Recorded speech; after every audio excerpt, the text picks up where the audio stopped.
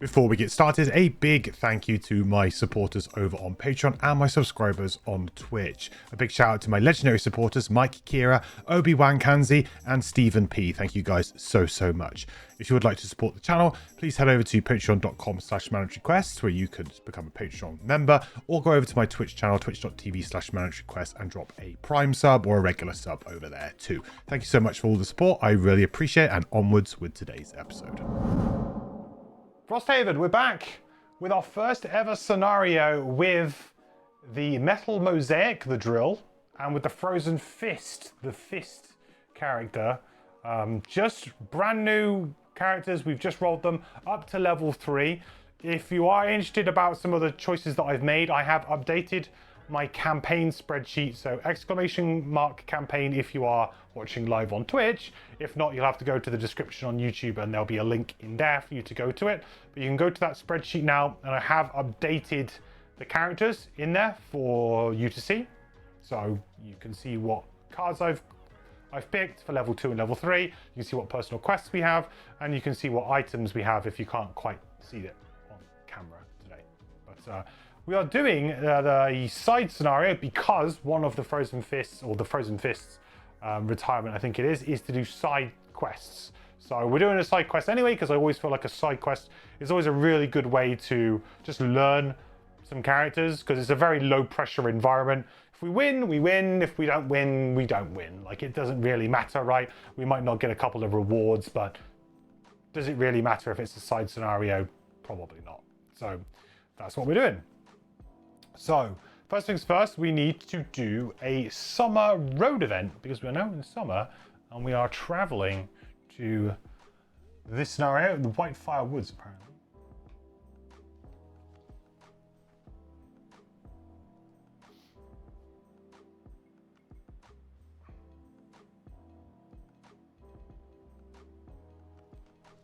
Just double checking to make sure that we haven't had that one before.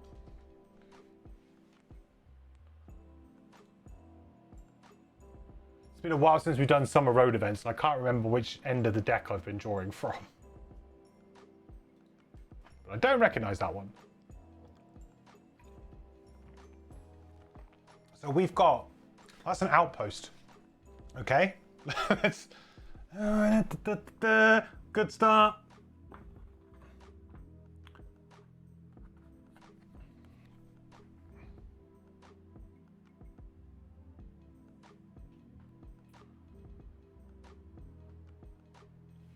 Hang on. I've done this one. Oh no. Chaos.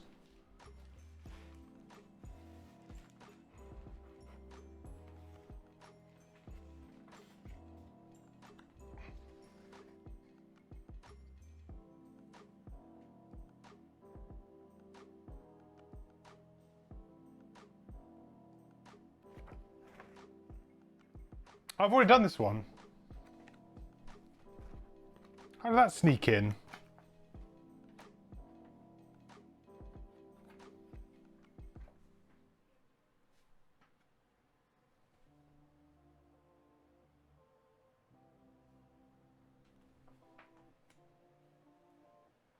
Okay. Summer Road Event 51.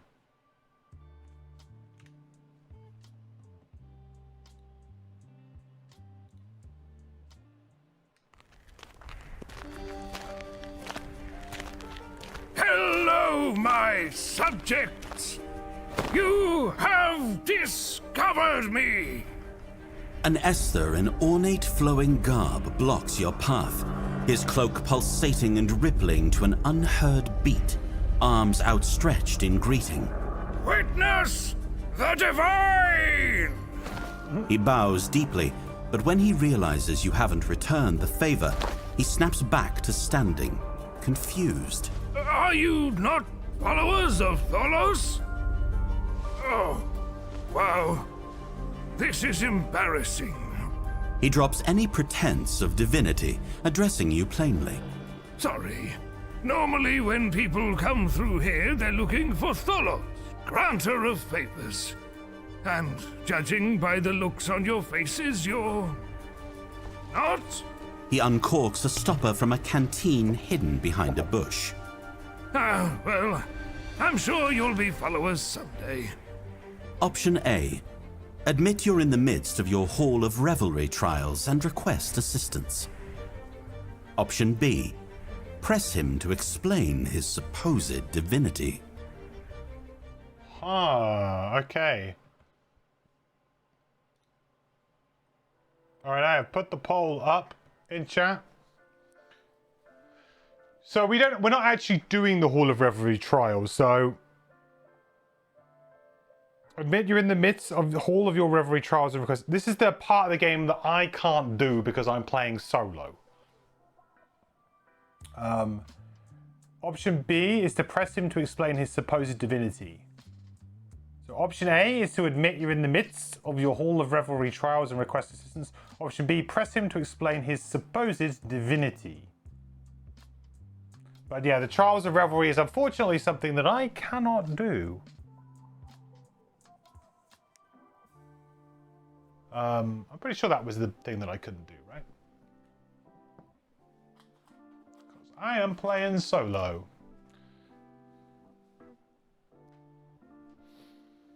The hall gives you special options if you play solo. Yeah, and I think it might have been this road event, right? From memory. It might have been this hall event. You guys have gone A? Okay. Oh, that doesn't do anything. Maybe I shouldn't have this then. I mean, A doesn't do anything.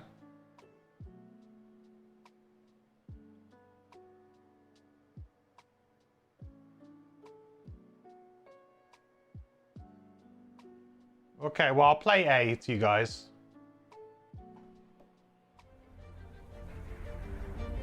Ah, you are here to seek my sage counsel.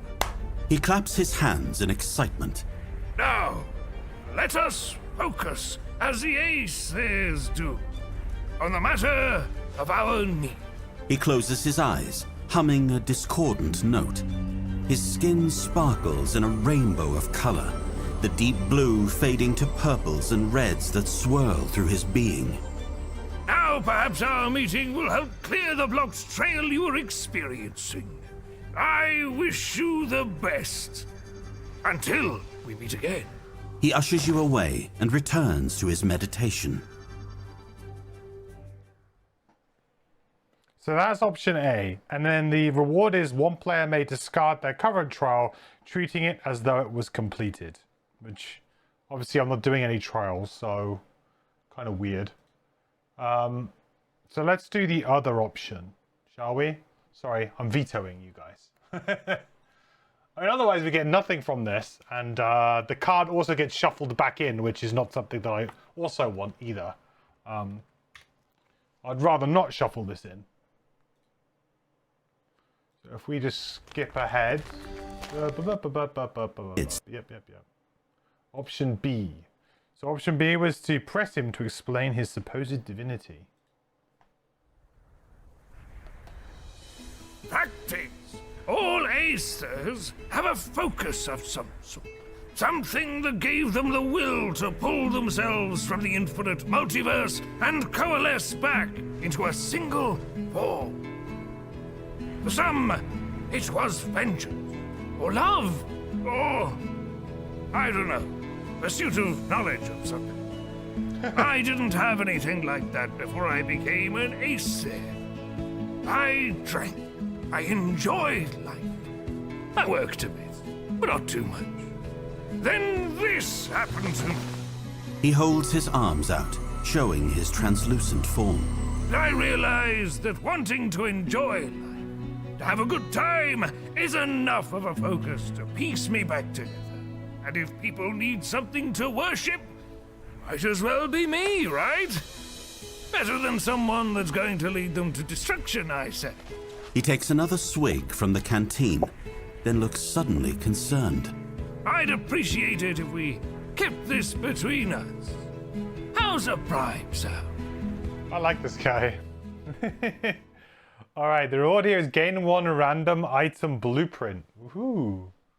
Random item blueprint. So that's something. Where are the random items?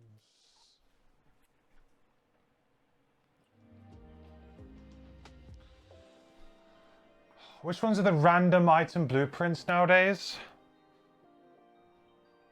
They're the purple cards, aren't they? Yeah.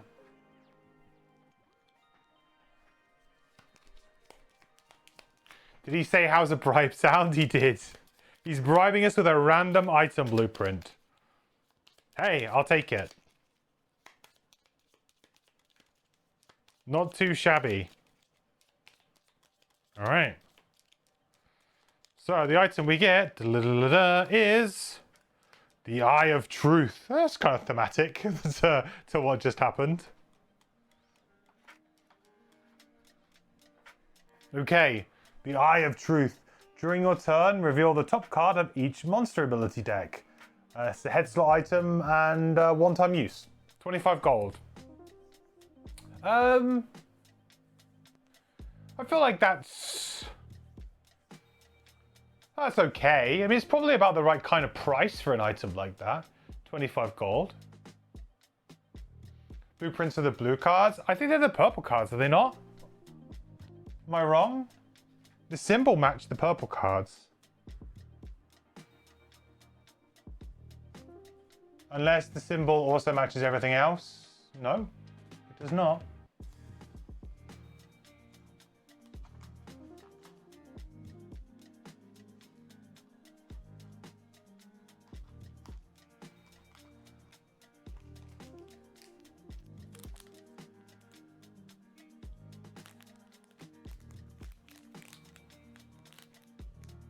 Oh, there's a random item from a chest. Then why did... Oh, they've used the wrong symbol on the card. On the event card? Because on the event card, they've shown the symbol that is that symbol there. Which they should... Okay. Right, ignore that. Forget what we saw. Yeah, I think you're right. 51 to 60... Yeah. They shouldn't have, on this card here, it shows that symbol there. So I was immediately like, oh yeah, it's those cards because of that symbol.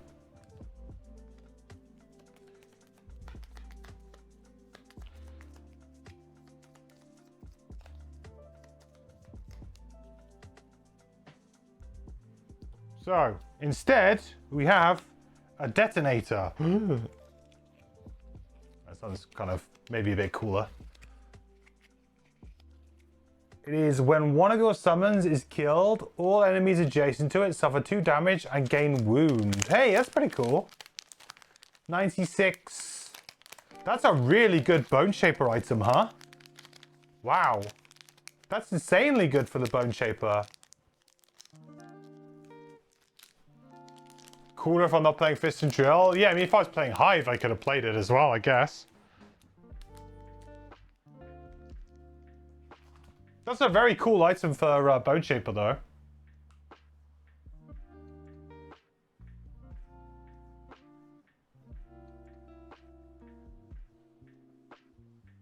I don't know what the other component pieces are, but... It's a cool item. It's a good item. Specialist, but... I mean, if you do have a character that really could use it well, it could be one of your best items.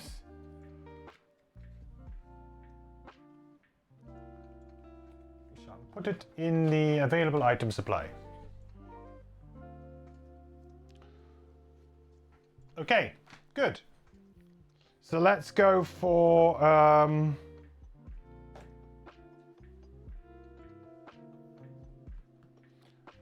let's go to Fortello and let's go to the intro. So this is scenario 87, The Collection. I picked this one out because it seemed to be, you know, basically a fairly simple scenario. 1 complexity out of 3. I thought, you know, let's go for something like that. It's quite a big scenario. There's quite a few more rooms, so we're gonna have to move it around. But I just thought, like, yeah, seems like a good idea. Okay. The girl provides detailed descriptions of the landmarks she remembers seeing when she escaped, and you are certain you can find the location of the collector. The metallic structure she remembers being held in was deep within the Whitefire Woods. Gathering up your materials, you head east to find the collector. You eventually come upon the weathered metallic structure hidden within the woods. Entrance into the structure is easy, and you quietly make your way inside. You explore the ruins, inspecting rooms until an echo finds its way to you. As you follow the sounds, now steadily growing larger, you finally find a large room filled with cages containing various creatures. A tall golden savas hovers around the room, using focused energy to hold itself upright. It must be the collector. Unfortunately, the collector also has guards. A pack of Olgoks that are quite incensed at your sudden arrival. You are unsure what the collector needs so many different creatures for, but with these types of situations, it's never good. Ooh. I think the person who wrote this scenario has been watching a bit too much Marvel. It's literally the premise of, isn't that what the collector in the Marvel universe does, or is? I guess it's kind of fairly generic, but getting serious Marvel vibes from this. Okay, so let's do our battle goal on our drill first.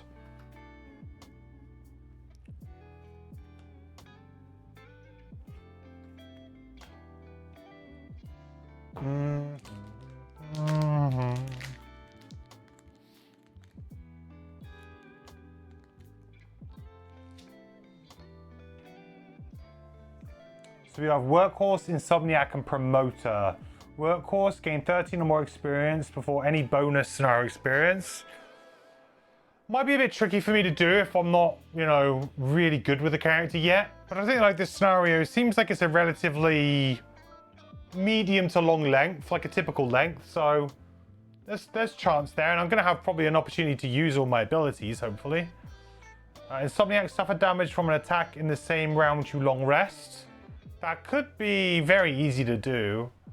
Promoter, perform an ability targeting an ally before your first rest and in between each of your rests. That is unlikely. The Promoter's definitely out. I guess Insomniac is just really simple to do. It's a really easy one to do, right? Has to be damaged from an attack.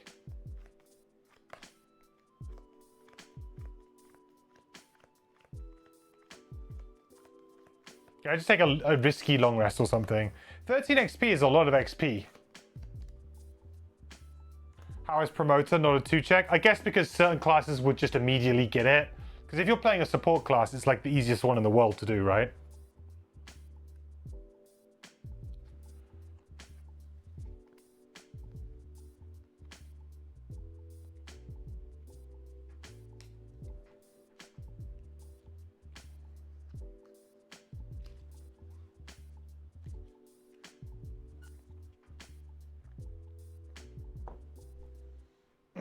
Their masteries are hard.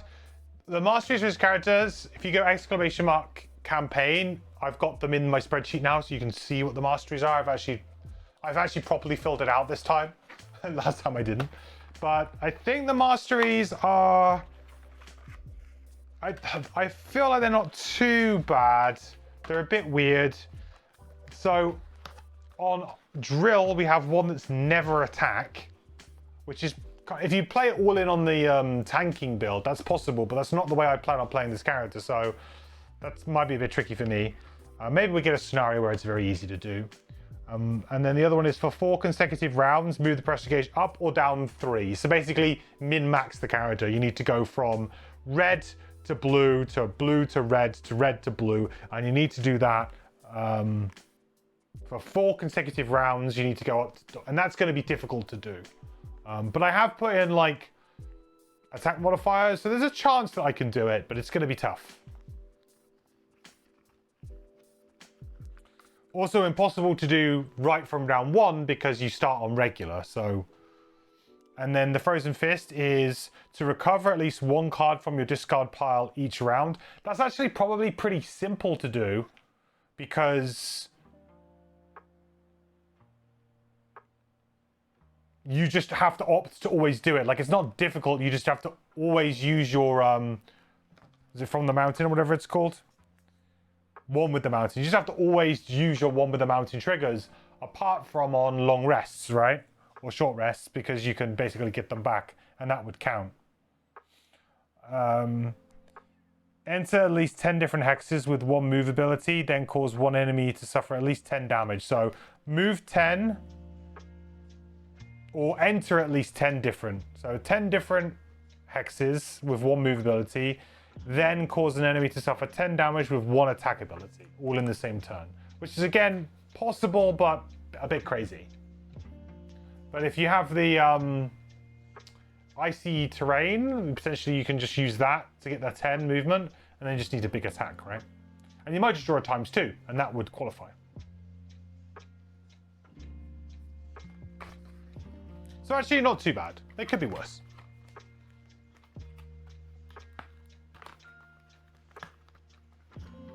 Yeah, with slide. Yeah, definitely with slide. Yeah, you definitely need to use the slide. Or you can use this, which is I have sure footing, which is whenever you enter icy terrain with a move ability, you may ignore the effect to add +1 move. So essentially you can kind of like, allows you to choose where you want to move to, right? Gives you a bit more flexibility, gives you that. So sure footing will also help you do that, for sure. Okay.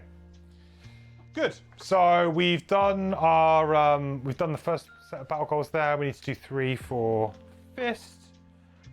So we have Wallflower, Cleaner, and Opener.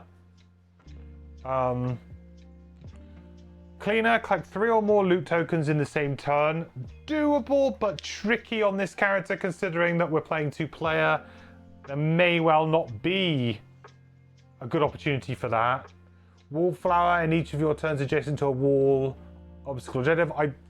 I generally really hate Wallflower because it's just so easy to just forget, and then at a certain point you're like, oh, I need to win, so I have to give it up.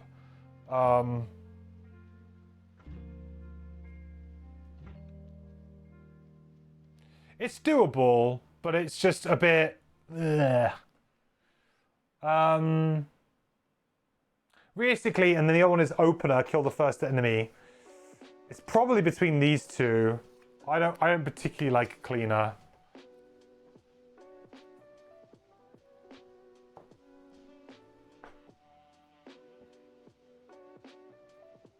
We could try and go Wallflower and just try and force it, I guess.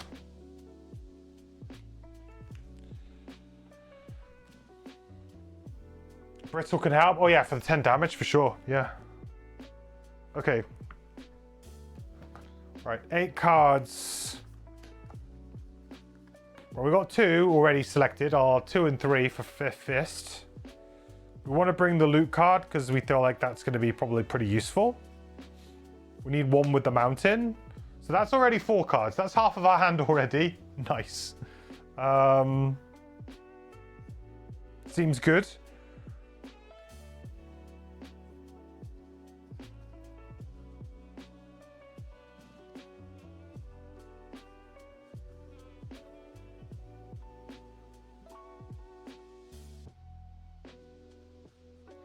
Where's the big move and jump? Encased punch. That's got to be a...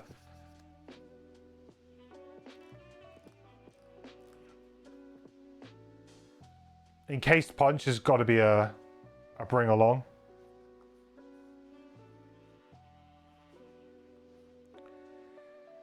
Ice.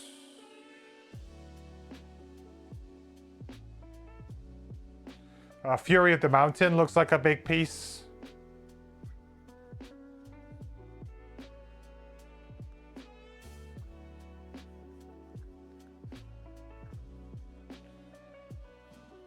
So we're concentrating on just making brittle, aren't we? So we need things that make ice.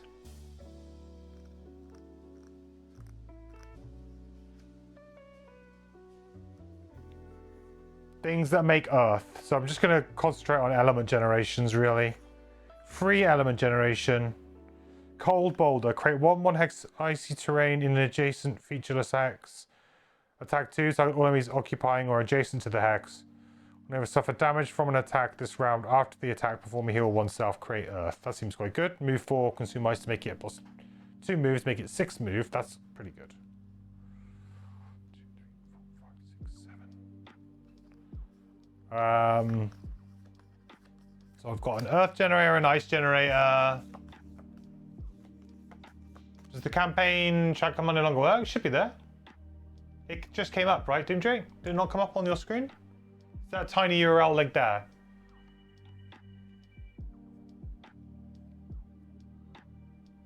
That stream elements or prompts, that should have been it. You don't see it? That's weird. It's on my screen.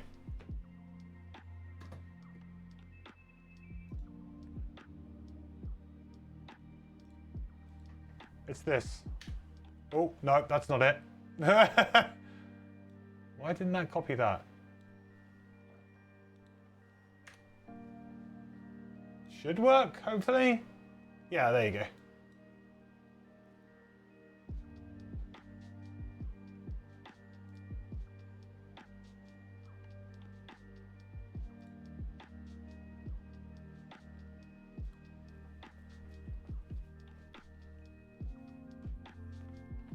No worries, dude.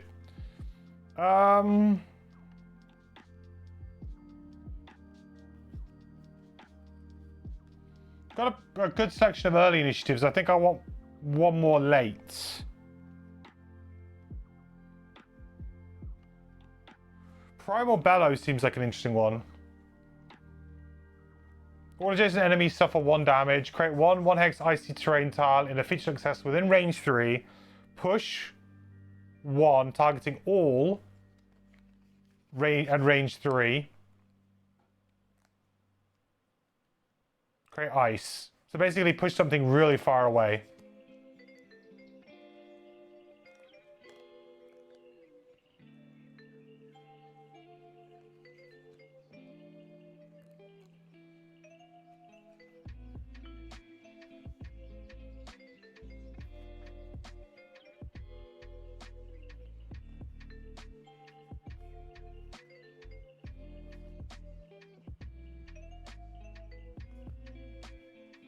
Do I think I have enough heals?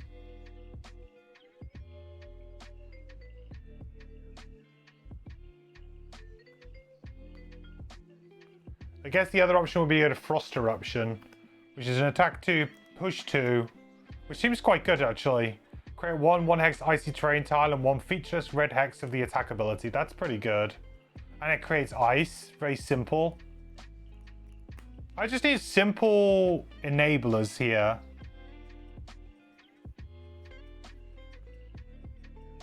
Cold boulder makes my earth for me. This makes my ice for me. I need some bottom generators. Otherwise I'm gonna fail. Because I guess I'm gonna use this as a bottom generator for a little while. But turn 1 is just gonna be 1 with the mountain plus what? What does my turn 1 play even look like? Create ice, basically. So I need a bottom create ice generator, which I do not have right now. Okay, well that's a weak point in the character at the moment, for sure. I can create earth and then maybe go draw for the bedrock. Seems like a reasonable thing, because I can just shield, right?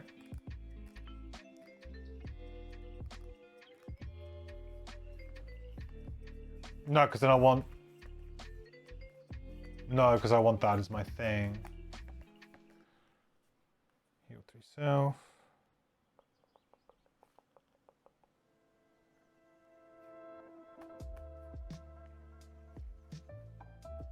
I think this is fine. I'm just gonna try this set of cards, and we'll see how it goes.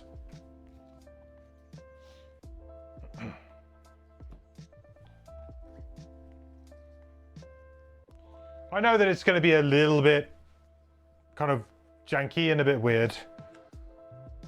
And we'll see. And then we can work out some of the kinks. But I think generally I've gotten like decent cards. The thing with this character, as I said, is it's going to play a little bit like Eclipse in the sense that I probably only need 4 really good cards. Because my fifth card is going to be just one with the mountain. And then the 6, 7, 8 is just going to be, okay, a bit of heal, bit of element generation, like the kind of bridging stuff. But I'm probably going to have like, probably 2 or 3 really good cards that I want to reoccur. And in a certain order, I want to reoccur them. But if I play one with the mountain, I suppose what I could do is I could play one with the mountain, then I could play another card, then I can get it back, take 1 damage. That's what I could do, actually. So maybe I shouldn't be too married into the, oh no, I need that to do this, because I can get the card back. So it's not terrible. Right, 9 cards with Metal Mosaic, though. So we've got Bronze Plating, Electrical Discharge, of course, because those are in. So 7 more cards. I know we were going to play Ancient Drill, because it just is fun. Lots of Pierce. I think we might need Pierce. We've got Steel Automatons coming up. They're pretty miserable, right? Let's just set the scenario here.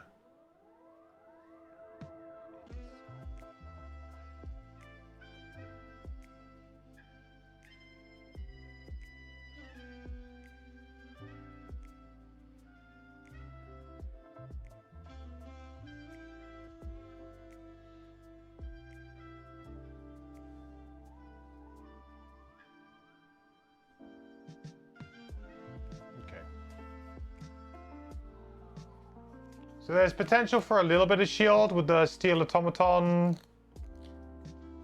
Polar Bears, I don't think have shields, but they might have like a card that gives them shields. Flaming Blade Spinners, they have shields? Possibly. Quite possibly.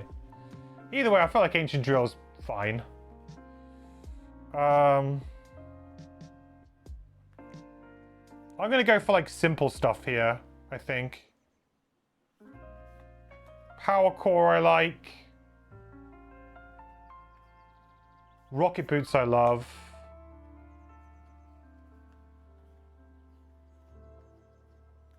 I think we said we quite like the idea of Steam Armor for just creating potentially some ice. Also just creates fire, which is pretty legit. B-Max, we're definitely playing B-Max. 7, 2 more.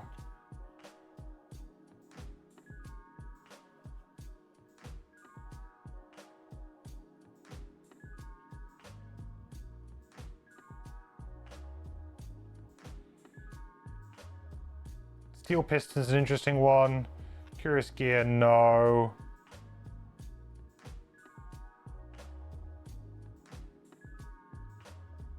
Recursion could be interesting.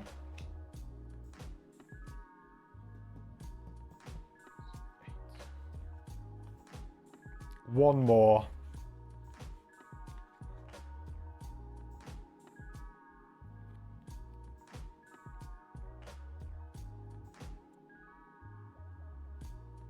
Oh, I quite like Superheat Transfer as well.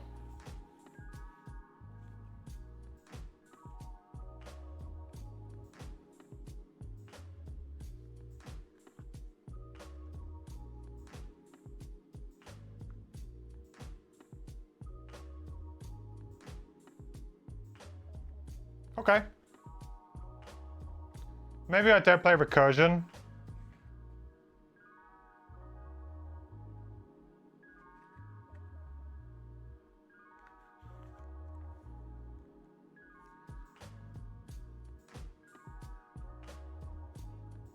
Well, having said that, it's pretty versatile. Could help me even do that battle goal. Sorry, the battle goal, the mastery. Okay.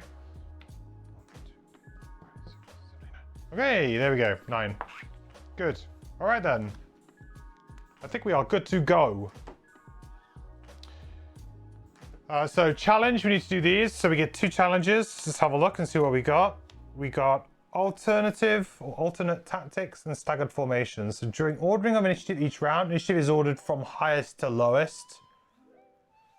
Doesn't Don't love that. At the end of each character's turn, all adjacent characters suffer 1 damage. So we just can't play near each other. That's fine. We could probably place that, right? That's fine. I don't think we... I mean, we are both melee characters, so that might be a bit tricky, but I think that's doable. As long as I don't do loads of damage to Frozen Fist by accident.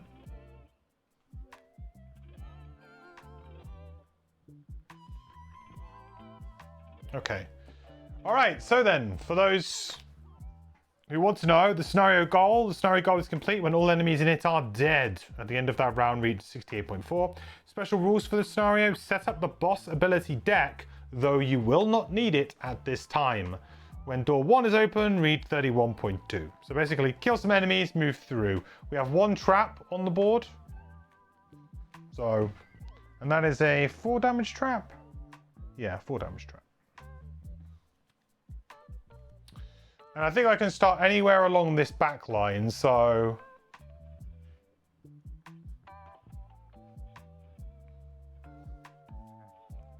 Okay, let's do it. So, we know what we want to do on the very first turn with Frozen Fist. It's so plainly obvious what we want to do. So, it's going to be a 1 with the mountain. And then the bottom, I think we play something like... Potentially I could go early and shield up.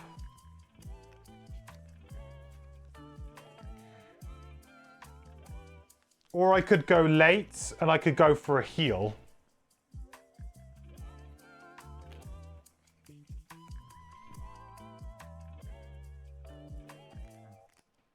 I feel like that's fine, right?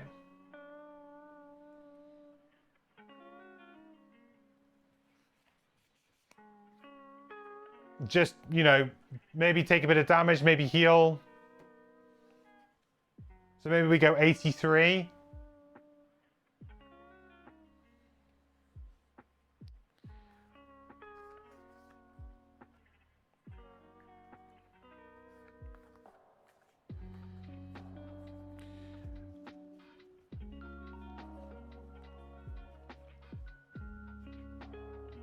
Because it has some counter synergy with staggered formation here, doesn't it?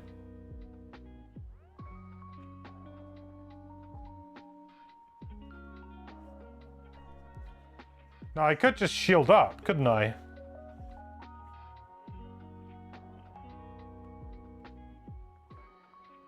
That would make ice, which would give a very, very powerful next turn, potentially.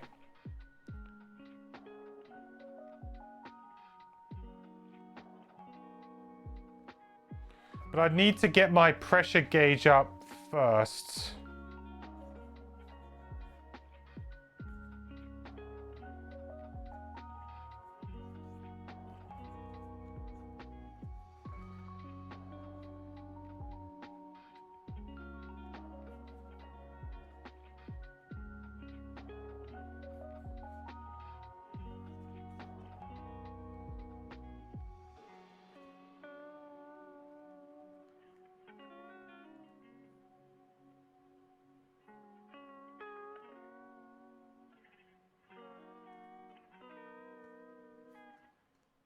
Question is, how do I get my pressure up?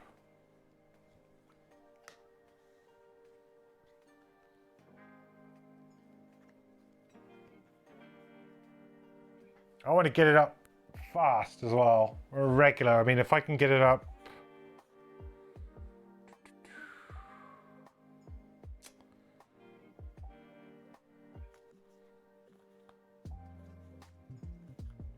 There are a few ways to do it, but it just doesn't feel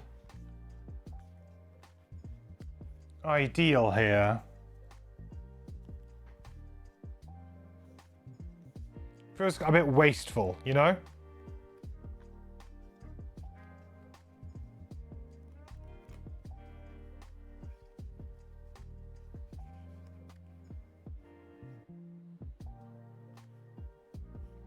Realistically, I probably want to do some level of attack to get it to increase. Super heat transfer will get me straight up to over, which is kind of like where you want to be.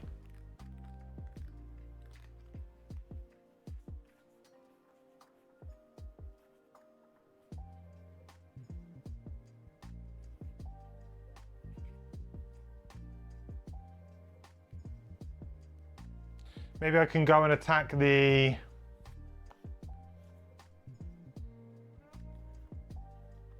archer.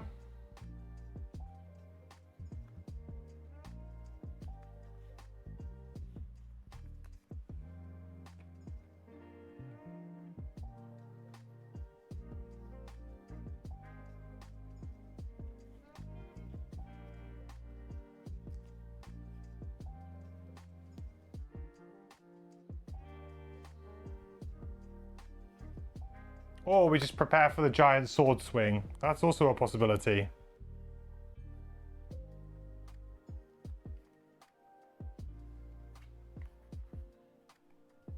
Oh, first turn on this character feels kind of interesting. They could just push something into the trap, though, with rocket boots. Would also be fine. Like, hey, maybe we don't worry about that. Maybe we literally just run into a guy, push something into this trap. You know, well played.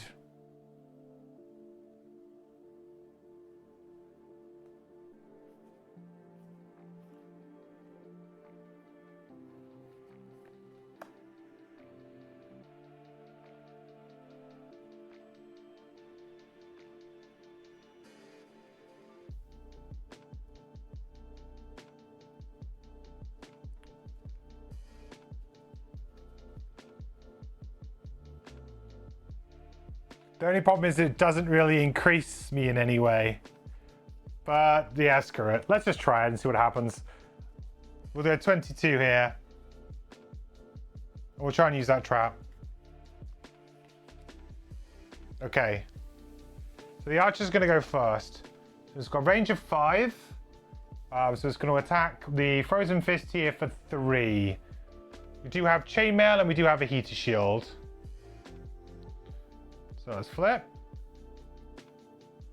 Okay, not off to a great start. ×2 right off the bat. Probably the worst thing that can happen to this character, to be honest. So that's going to be 6, 5, 4. That's actually really brutal for this character, right? Because we need to like pay life for stuff.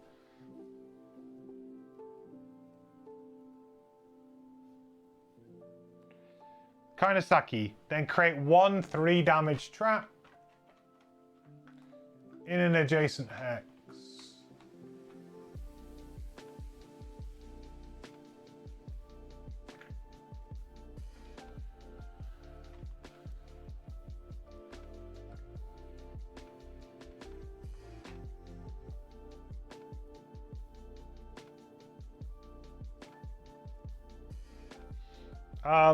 The good thing is though, that trap could come back to help me a lot here. It's a drill. So we're going to go for recursion bomb. So we're going to do a move 3.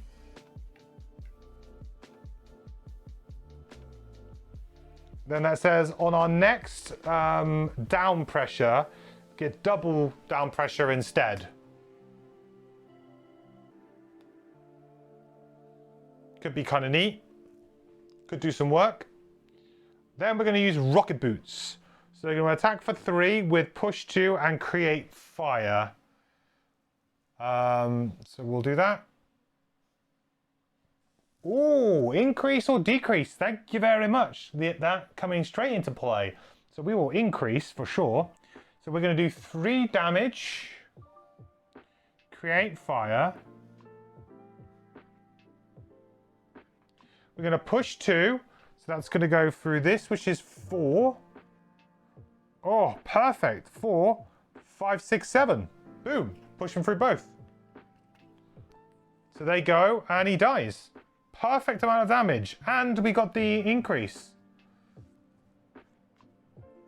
Hey, buddy. I'll take it all back. Everything happens for a reason. Nice. And that drops some loot. Where would he be? There, that's where he died. Awesome. All right, well, great start. Really good start.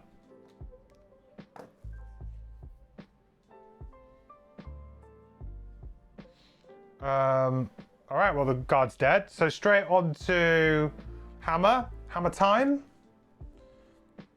So we will play one with the mountain. Bum, bum, bum.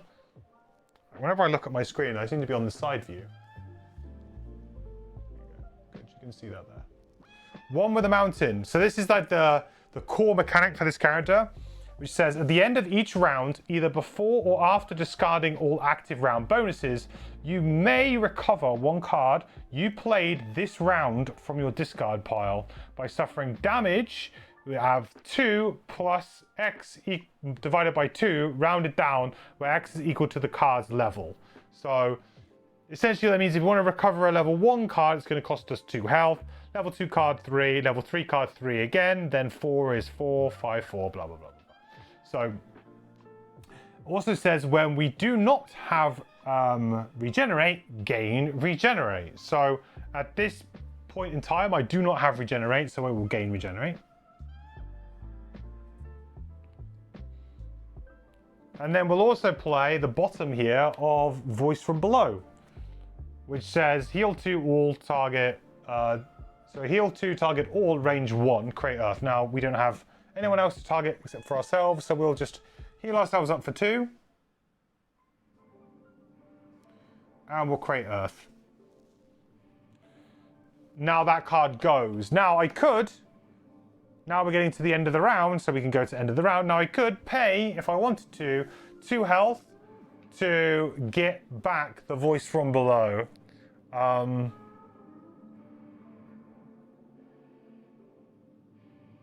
Which, considering that the card itself gives me 2 health, seems like it's a fair deal here. So I'm going to do it. So I will pay... I should gain 2 XP from that as well, sorry. From playing that. 1, 2. So I will pay 2 health to get back Voice from the Below to my hand. It was a level 1 card that I played that round.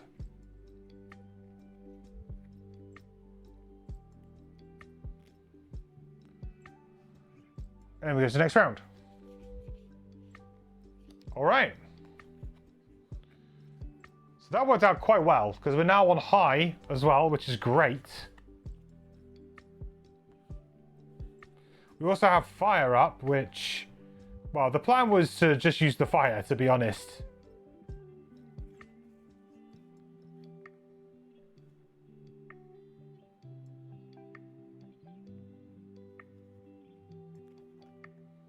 I mean, I could use super heat transfer just to try and, get a wound on there and just go up even more. So then I'm going to be in over, which might be a really good place to be in, to be honest.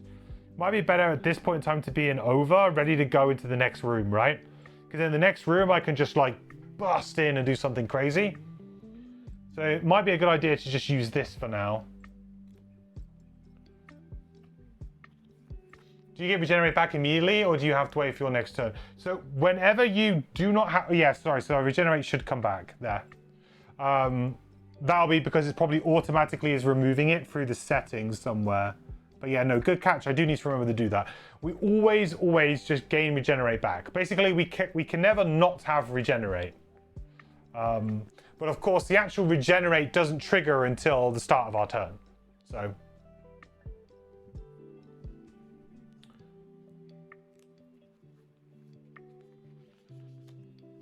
I do have to wonder why they didn't just put on here heal 1 at the beginning of each of your turns. I'm not quite sure why that exists exactly.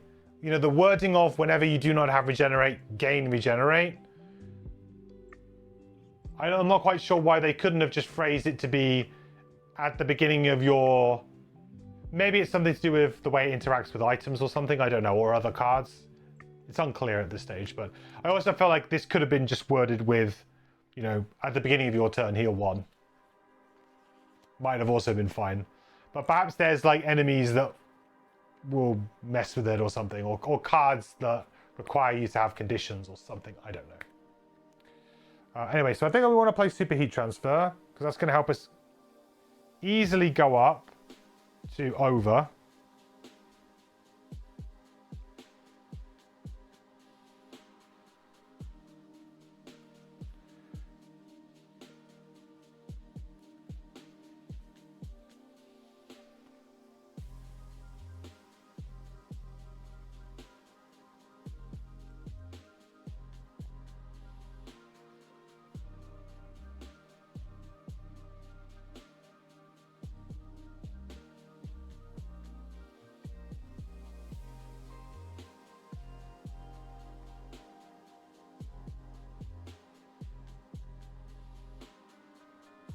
then really I just want like a bit of a bum card here, really.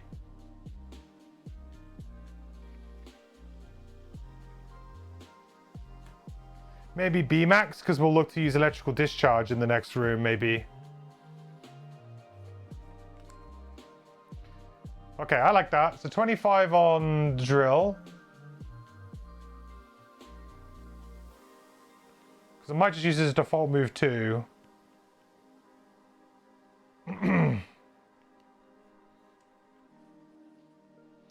But we have everything we could possibly want here, which is fantastic. So I think we're going to go for the drawer of the bedrock.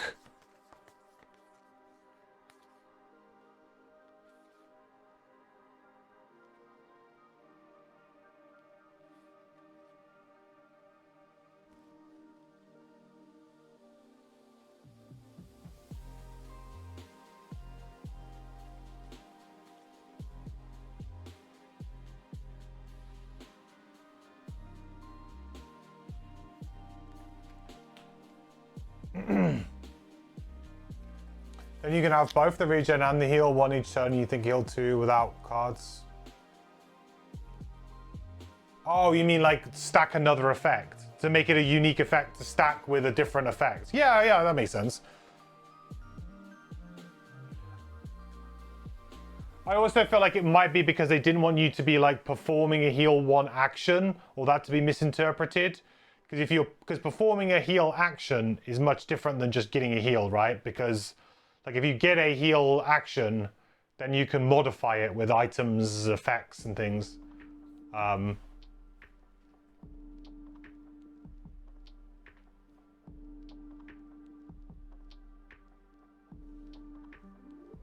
Boom. All right. Oh, it's hammer straight away. Let's do it. All right, so first things first, we're going to do, in case punch is just a move 4, we'll go, got to get that loot, after all. We've got to be looting up. So that's going to go to my discard. Then we're going to play draw of the bedrock. So we're going to do an attack 2. But we're going to, so first off we'll do the attack 2. So let's do this all in sequence. So first off we'll do attack 2. 1. So only 1 damage, unfortunately. But then we're going to consume the earth to add brittle to this guy. That's going to gain us an XP. Then we're also going to gain shield 1 for the round. Unfortunately, no ice there to get the extra shield, just in case we need it. And then, yeah, that's the turn. Right, now on to DeWalt. So I'm just going to use a default move 2 here. Unfortunately, this is going to do some damage, but it is what it is, I guess. I guess this is really bad because the brittle is only going to hit like an attack 1. I didn't really figure this one through, did I? I could probably try and like, maybe I should be trying to just like annihilate him here. Maybe I should just use B-Max. Because like it's going to be a bit weird. He's got brittle and I was going to attack him for like 1 with wound. It's going to be like, okay, great. He's going to take 2 damage and then I'm going to take a big crack back. I mean, I should just use B-Max.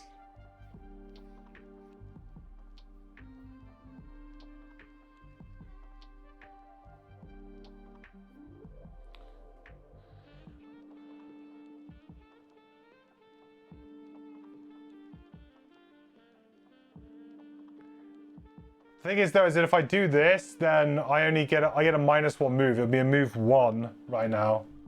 Because I'm in high. Which kind of blows, actually.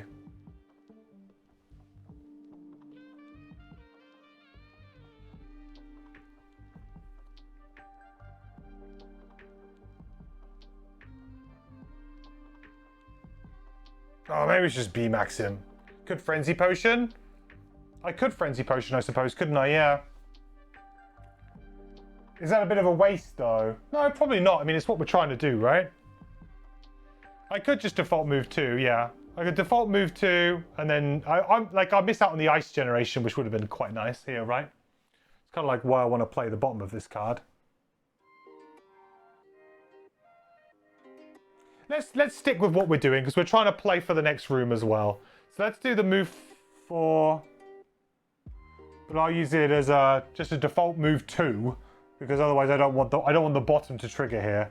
So we use it as a move 2. Then what we'll do is we'll use Major Frenzy Potion then. So we're going to attack for 4. I'll put that back in there.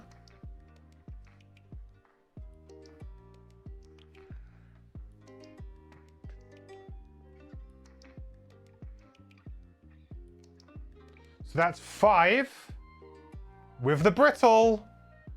I make that 10 damage, chat. I make that 10 damage. Which is awkward because now, now I don't get the top. Bam.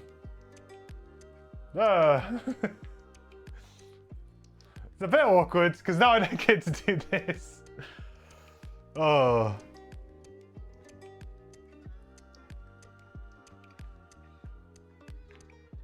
Oh, I need to loot on the Frozen Fist as well. Forgot to do that. Yeah.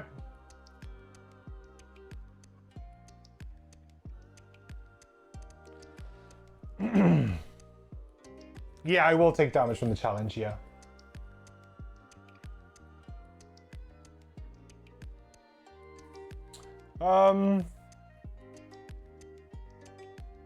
Yeah, I mean, like, I can't do this, right? It's like, there's no target for it, so I can't legitly do it. So there's no way that I can use this ability, so it's just a bit of a toss away, unfortunately.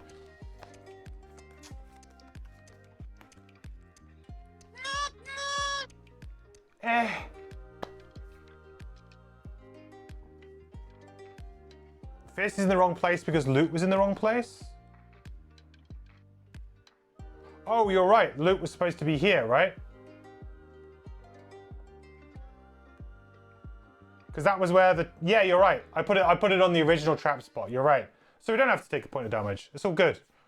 We still had the movement and everything, right? Yeah, we're all good. Good catch. First world problems. Yeah, not being able to get your... being able to use your other ability. Well, it also means I get on 0 XP. It's starting to look like potentially maybe using the thing. Have I already screwed Wallflower though? I have already screwed Wallflower. Me going, you see? This is why I freaking hate this battle goal so much. Because I'm like, I just want to get loot, dude. I just want to play the game. Why am I doing this? Do I just sacrifice the loot? I need to get loot. I'm sacrificing perk points, whatever. I shouldn't have picked it. I probably should have picked a different one. That was dumb of me. Whatever.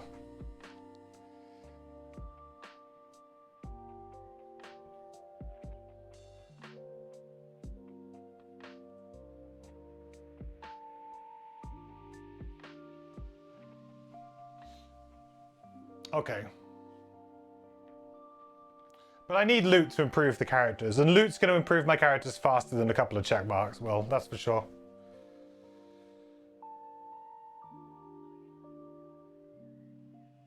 Okay, so end of the round. Do I want to get a card back? Do I want to get Encased Punch back and pay 2 health? Yes, I think I do.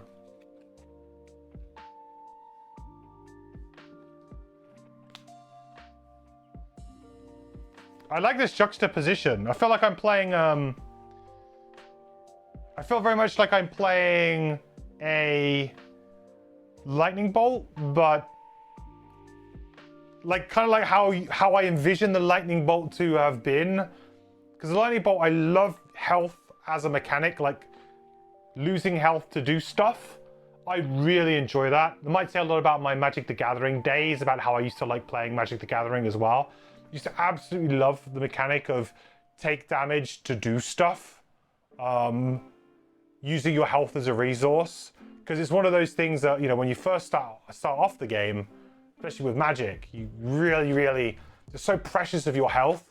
You're like, oh no, there's nothing, like if I lose that health, right, I'm losing the game, so I don't want to give any of it away. But as you get better, you know when's a good time to take some damage, when's not a good time to take some damage, and you learn to kind of use it there as use it as a resource. So I absolutely love mechanics that play on that. Wallflower is really impossible for melee characters. Yeah, I never should have picked it. Well, I can't remember what the other one that I had was. I don't think it was much better, was it? Oh, it was Opener, right? Which I wouldn't have done anyway. So yeah, whatever. The other one was like 3 loot tokens in a single action or in a single turn or something. That's also pretty hard for this character to do, so yeah, that's fine. We probably just weren't getting a battle goal. It's all good. All right, next round then. So I want to open the door. Open the door.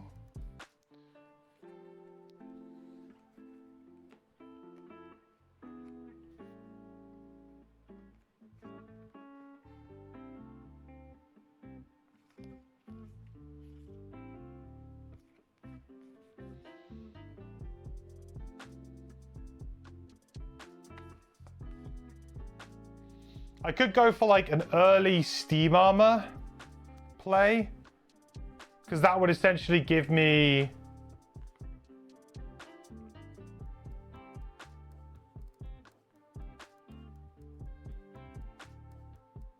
some pretty decent armor actually. That'd give me 2 armor opening the room, right? Not bad. And maybe I could use Ancient Drill. Yeah, go on like 17. Just walk into the room, make ice, shield up, just kind of chill. That will make me go down into low, which then on the next turn, I've probably got some pretty cool low plays I could play. Yeah, I could play the bottom of Electrical Discharge. That'd be really good.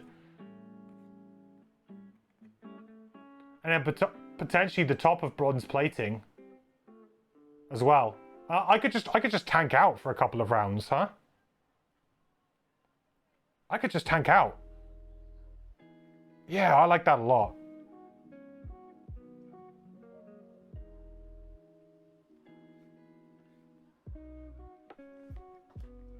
Get tanky.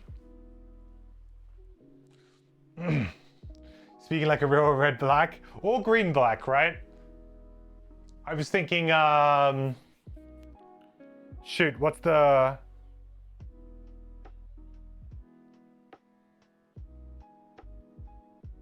shaman called? I can't remember what it was called. Golgari Shaman. Death Claw Shaman. It's like a hybrid green black 1-drop. And I think you take damage to exile cards or something. I can't remember. Anyway. Yeah, I played Returns of Ravnica block. I am also a fan of the spider spawning. I do enjoy myself some spider spawning.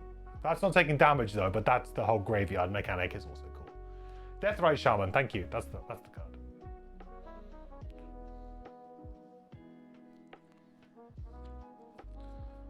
That was I remember at the time it was quite an expensive card. I don't know if it is anymore because it was like a staple in Modern, and I think it was a staple in the decks at the time as well.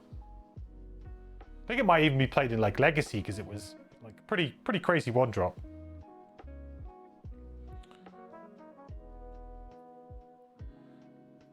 So what are we doing? We're gonna have ice. We're gonna have ice. So what are we doing, Fist?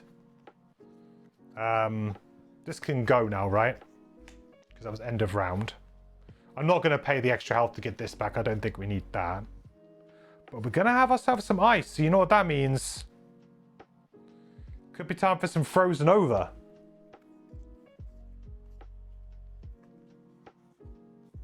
So maybe we go late.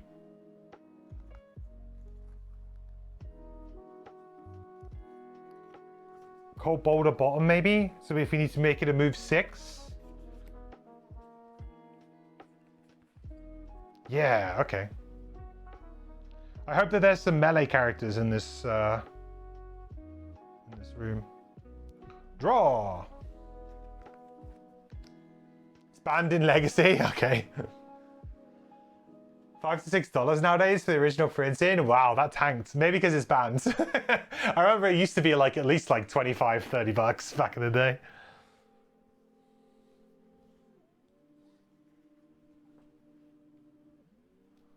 You know, because you work in an LGS, I manage the MTG sales and events. Nice, dude. That's awesome. So, like, I'm interested then, like, what cards from that kind of era might still be worth a lot of money. I mean, like, when I was around, Snapcaster Mage was in the format as well, because that was Innistrad, I think. I think it was Innistrad. I mean, Snapcaster was like the bane of my life in the format for a long time. I never owned them. I borrowed some because I played Control for a little bit, but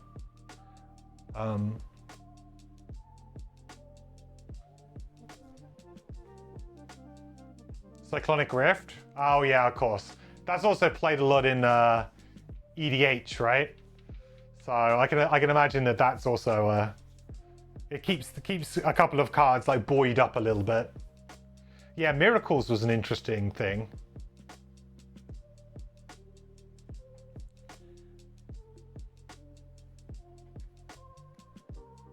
Oh, was like Borborygmos expensive because you can play the Borborygmos throw lands at people's face deck?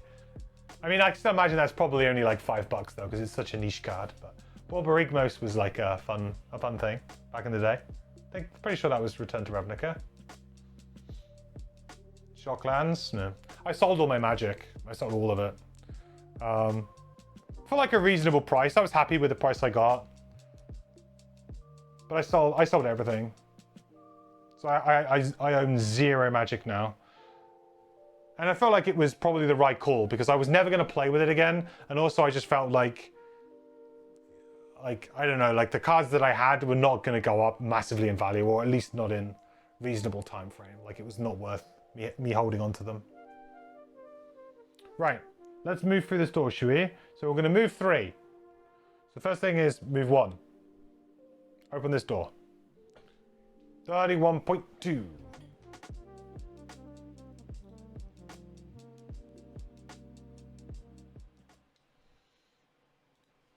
You rush into the next room, Whoa. but the collector is long gone, apparently fleeing from the commotion you caused. As you look around the cage, a voice crackles above you. Who are these new morsels that have wandered into my web? Normally I need the Elgox to go find my subjects, but you saved me the inconvenience. Oh, so diverse and succulent. Let's run some new experiments. And that's when you see the giant golem lumber out from one of the cages. Golem?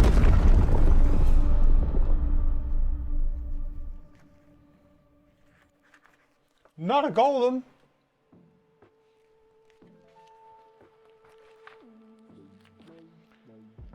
$31.2. Okay. We got a golem. We got some archers. And we got a bookcase.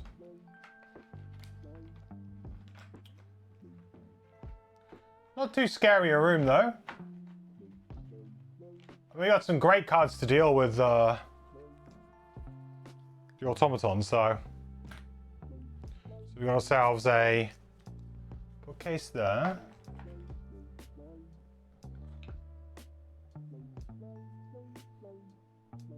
Got ourselves a regular automaton who is there. And a regular Algox archer as well.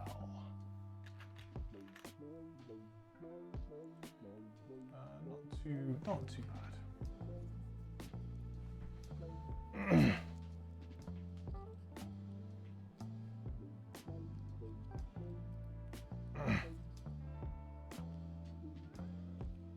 Friend sold half your Magic the Gathering cards after he moved to another state. Oh no, that sucks, dude.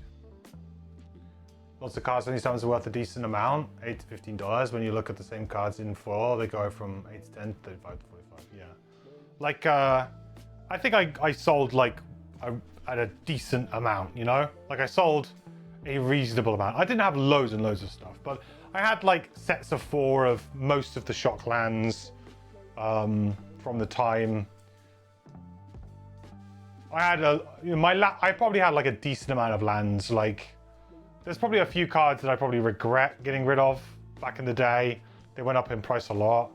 I had Mutavaults. I had a set of 4 Mutavaults that I think I ended up trading or getting away anyway at some point when I traded out of that format. But I had Spirit Tombs as well, or whatever it was. No, Tombs of Silence. Was it Tombs of Silence? I had a couple of expensive lands from that kind of era of play. That were also played in other formats that have done quite well. But yeah, I kind of fell out of love of Magic, to be honest. I found board games to be more engaging because I could teach friends, we could play together, enjoy it. There wasn't this whole like thing. And then the only time I would play Magic was when I would go to events to play like Sealed or something like that, which I would still be interested in doing. I'd occasionally go out and play Sealed. But when COVID happened, like everything kind of just stopped and it just felt like whatever. And I never really got into the digital side of things, so yeah. Now I'm just kind of like a filthy casual Marvel Snap player, so you know.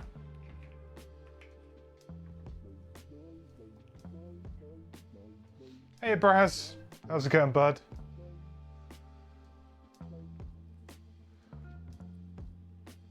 So these are doors,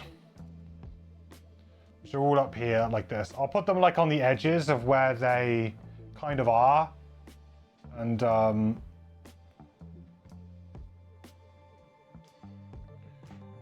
when we go to them, then I'll open them up, and I could probably remove this tile at some point.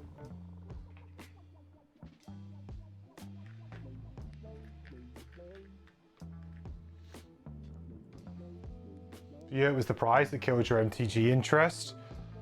Yeah, keeping up was really difficult. I think once I went from being like enjoying the competitive kind of meta, like I really enjoyed. There was a period of time when I was playing and in my kind of local-ish group, my local game store group, there was like a group of us who were like a little bit more competitive, like trying to be a little bit better, had interest in going to GPs, Pro Tour qualifiers. And this was back when you just needed to win a Pro Tour qualifier and you were on the Pro Tour, right? You didn't have to go for the PPPTQ and all of these other events. You have to win like 3 events to get to the Pro Tour. It was like you win one event, you get to go on the Pro Tour. And we had like a nice little group where we would kind of brew together and play. And I always used to we'd turn up to like game days and we'd play like kind of slightly weird brewed decks or something that each of us would kind of bring, and it was fun. And yeah, I enjoyed it at that time. And there was a couple of guys who were like really old school Magic fans who had vast collections. One of the guys had he must have one of the largest collections probably in the United Kingdom. It was crazy.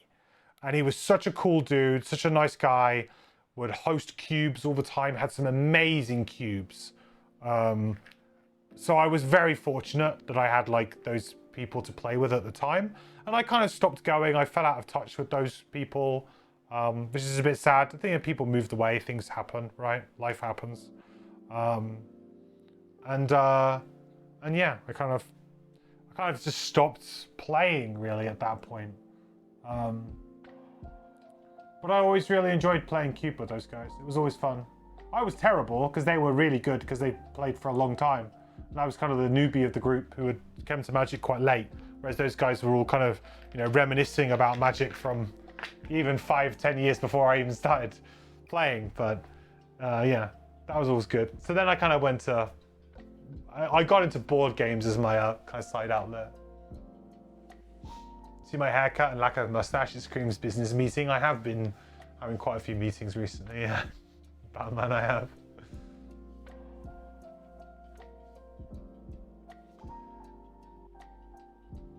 Decide which horror game I'm gonna play. What? Horror game? Well, for Halloween? No. Horror games. I don't think so. We're gonna play For the King on Thursday though. Very excited about that. The game comes the game comes out on Thursday at 5 p.m. my time, which is I think 10 a.m. PDT. Liar, gotta play Dead Space. I did notice they've added it to Game Pass this week, which has piqued my interest. I love Dead Space. I love the original, so I'm really, that's made me very happy that they put it on Game Pass. So I am, yes, I'm much more likely to play it now than I was before. But I love the original, so got some really good fond memories there with that. Okay.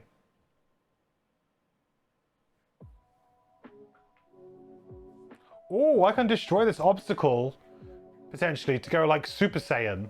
Should we go Super Saiyan?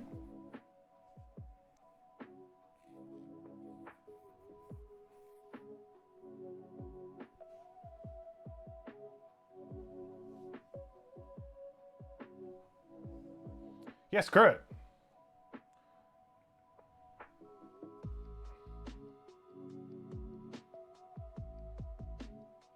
I think I want them to move towards me as well, because I've only got to move 4 here.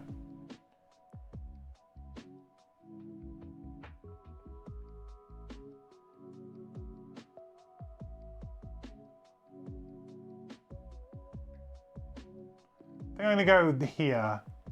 I'm going to destroy this obstacle to increase my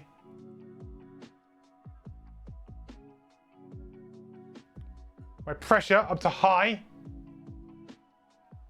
Always go Super Saiyan, yeah. And then we're going to go Steam Armor. So I'm going to get, I'm going to go straight down to low here. I'm going to go crazy straight down to low. So we've got Steam Armor. We're going to gain +2 shield, 1 XP. We're going to take a point of damage. And we're going to go double down. And then because of this, we're going to go 3 down. So we're going to go... Right, so we need to remember this, right? Because we might be on for the mastery here, possibly. Probably not, but...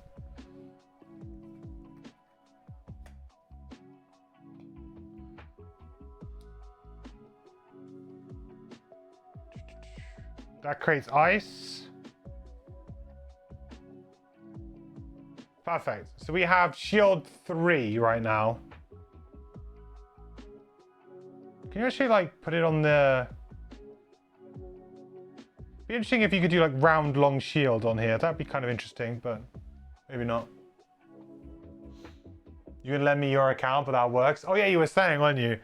No, I can play it on Game Pass now. And I think they've added Dead Space 2 on there too, but I don't, that isn't the remastered version, right? I don't think they're gonna remaster the second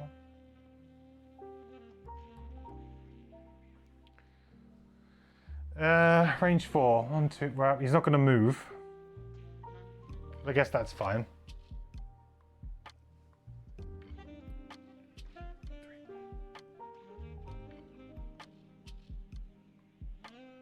What you got for me? +0, so that's going to be an attack of 3. I have a shield of 3, so that is no damage. Thank you very much.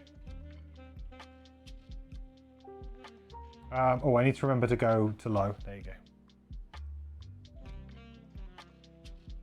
Oh, shoot. We're going to go before. Oh, that blows, dude. That isn't what I wanted.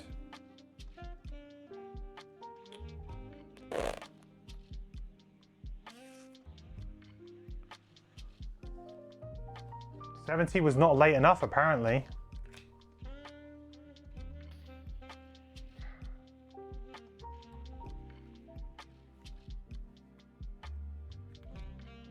I really wanted to get that brittle up on him. I thought I played that well.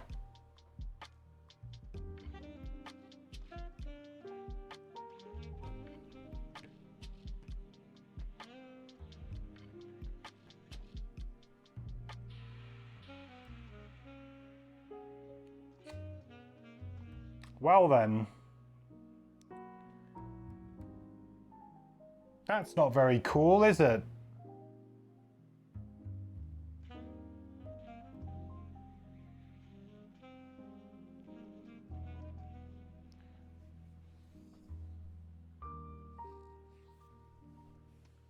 Can you choose when it's the same? Both 70? No, players always go before monsters.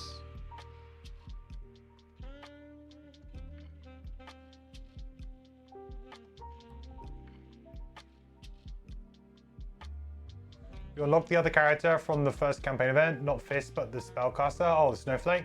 Felt a bit disappointing with the group of 2, and Fiskus might have been a more solid choice.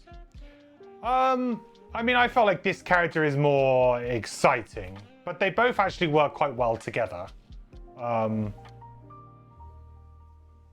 They're just two different play styles. Like you got kind of like a more control-y, supporty type class with the Snowflake, and the Fist is yeah, big damage, punchy. In Gloomhaven, you can choose. I thought it's always been players first. It's always been players. Pretty sure. I don't think that's ever been the case. I know that generally speaking, players usually want to go first. It's quite rare that you would not want to.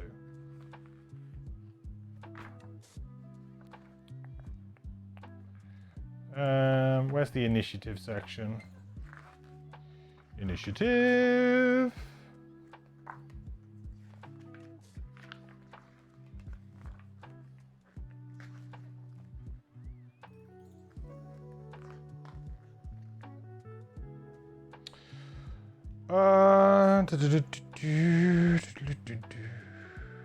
Resolving ties. If there is a tie in initiative between multiple characters, compare the initiative values of those characters. Second player played card breaks the tie. If there is still a tie, the party decides order. If multiple monster types of the same monster set are present, special rules or scenarios will specify the order. If there is a tie in initiative between a character and a monster set, the character acts first.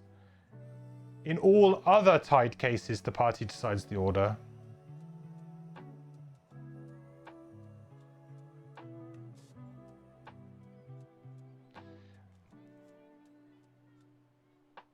What are other tied cases?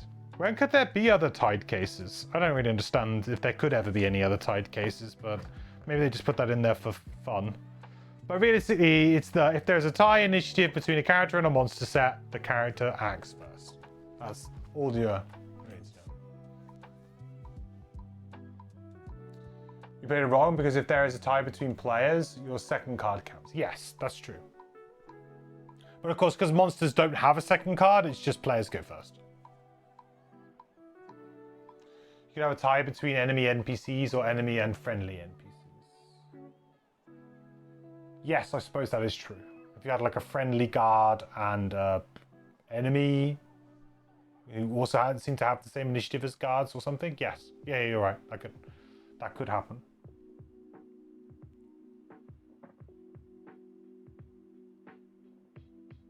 Yeah, that kind of balks my turn massively, doesn't it? Do I just not go for the... Do I just go for, like, the move 6 then? And just chuck down some terrain? Use the ice? Or do we leave the ice there, and then we spend some health to get the Frozen Over back, and we play the Frozen Over on the next turn? Because that could be an option too.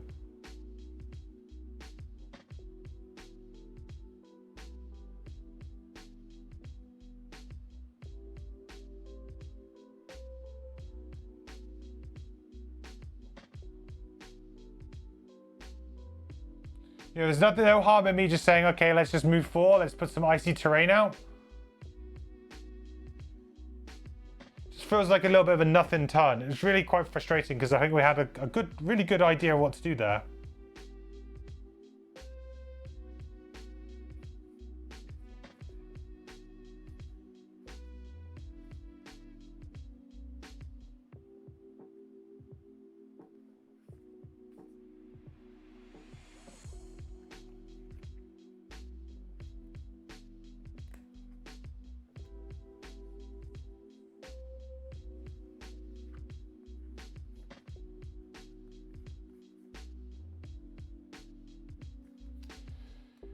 Yeah, I think maybe I move...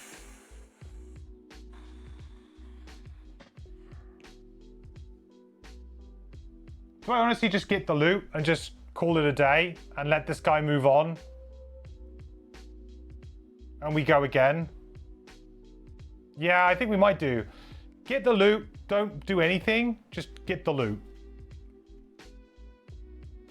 Don't do anything. Get the loot. Because we need loot right now. It's a bit boring, and I would have loved a really good turn there, but... Two hide. Nice. And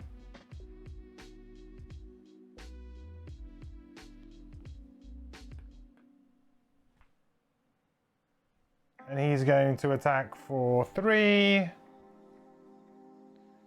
6, but I have shield 3, so... Oh, shield 4, sorry. So we're going to take 2 damage. That's a pretty good way to avoid getting destroyed there. Nice dodge.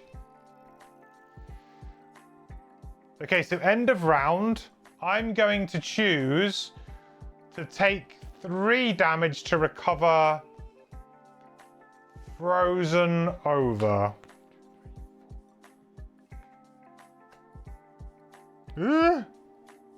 Gonna have to do some big healing at some point.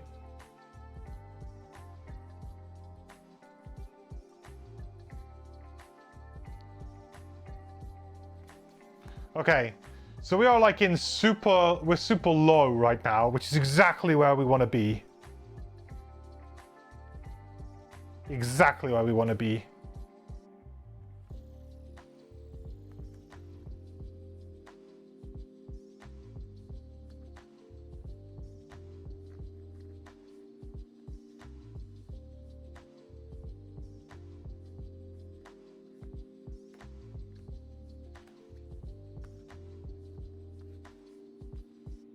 We're kind of going to need to potentially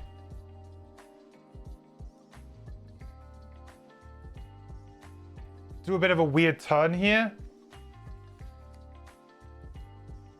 I don't mind it though.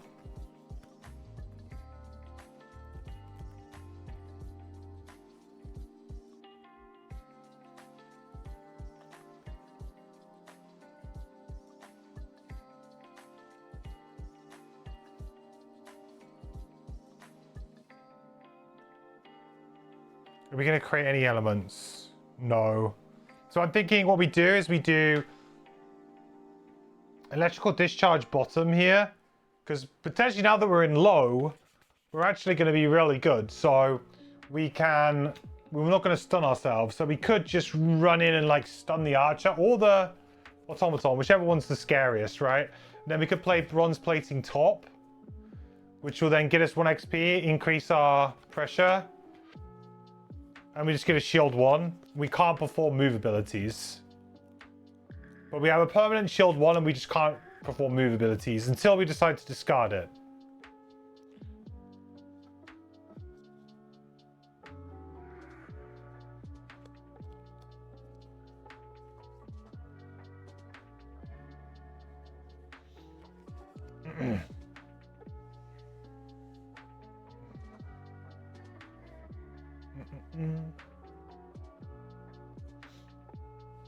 Big Frosthaven characters have fewer perks they can remove via level ups and the perk counter on top of their character sheet compared to the amount of perks.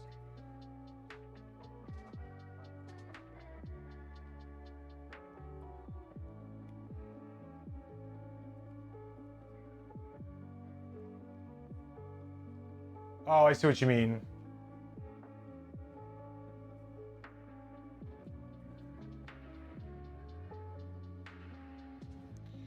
Cable Guy has 4 current settings, and depending on each of them, their powers change over. Yes, so it's pressure is the mechanic. So you either have low, so they call it low, regular, high, or over. And depending on what you do, you get XP or bonuses for each one. And this requires you to move it down, this requires you to move it up. So if you perform that ability, you have to do that way. It feels like a little bit of a nothing turn, but we do get the Heck, we do get the icy terrain out. It's kind of what the aim of the game here is, I think. I want to keep my heals. But I know I want to do encased punch next time.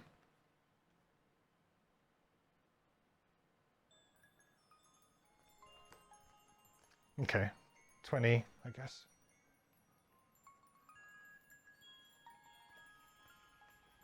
Yeah, sure. I guess I should be trying to probably get drill going as well here at this point. Also probably would have been fine.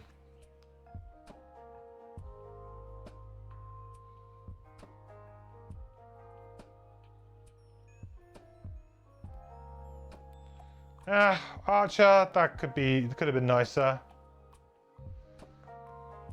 So that's going to be 1 damage to the wall. That's fine. Oops.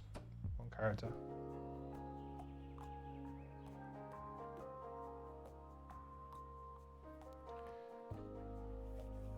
Okay. Well, now I can stun the automaton, which is kind of nice. So I was going to move 4.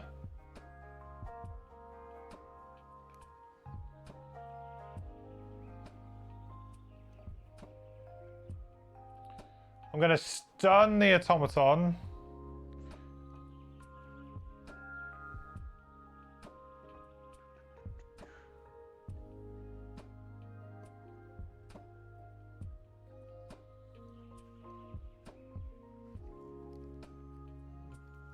Then we're going to move our pressure down, but we can't. We're already as low as we can go.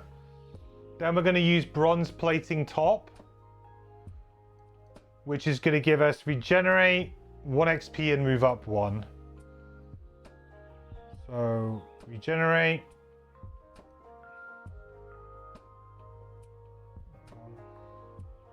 Oh, sorry, no, not 1 health, 1 XP.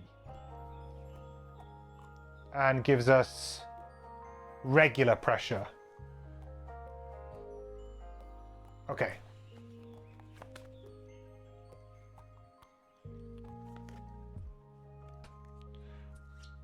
So that goes out into play. Now we don't have, realistically, I'm going to probably have to long rest. But I felt like, you know, I mean, the annoying thing is long resting with a regenerate, right? I'm not going to get the trigger. Hey, Peaceful, how's it going, bud?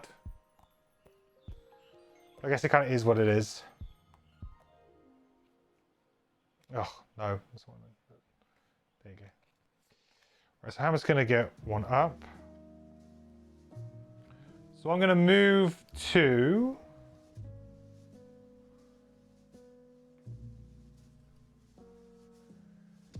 don't need to do anything else with that for now. Then we're going to use Frozen Over again. So we're going to consume that ice. And we're going to place 2 1-hex icy terrain tiles out. Which I think I'm just going to... I think I'm just going to use these tiles for that. It's kind of a bit weird. I wish that there was kind of nicer tiles to show it, but...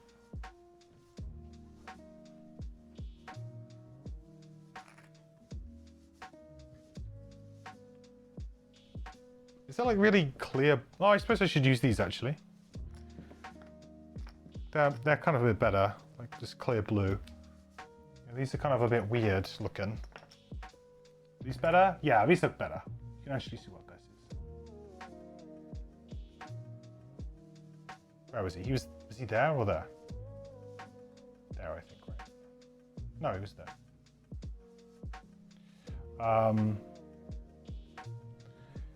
So that's going to give me 1 XP.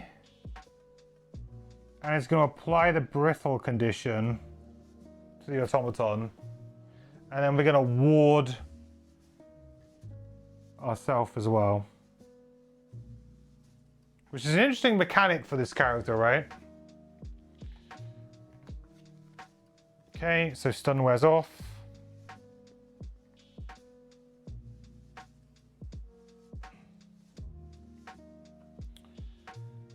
So do I get a card back here? I don't think I do. I think I'm pretty happy to just go for a big old hit here. And then get a card back next time. I'm going to attack for 4. With the brittle, that's going to be 8. He does have shield 2, though. And then we basically long rest on the drill.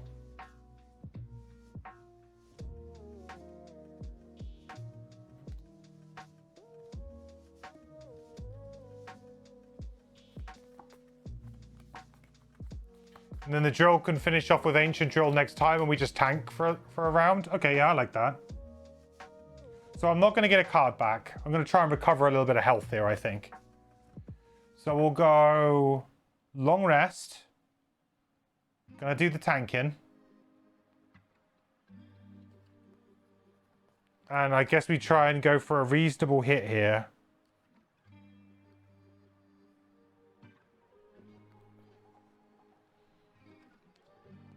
Oh, target 2? Really? I only got range. Shoot. See you, Burner. Thanks for stopping by, buddy.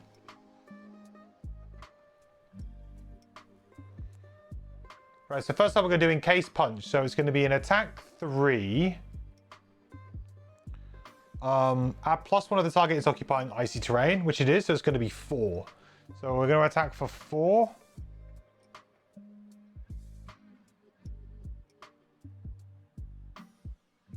Straight 4. With the brittle, that's going to be 8. -2 shield is going to be 6. That's going to be 6 damage. Not bad. Pretty good. Create ice. We also have, whenever you suffer damage this round, one adjacent enemy will suffer 1 damage. Then we're going to use the bottom of this to just heal ourselves for 2.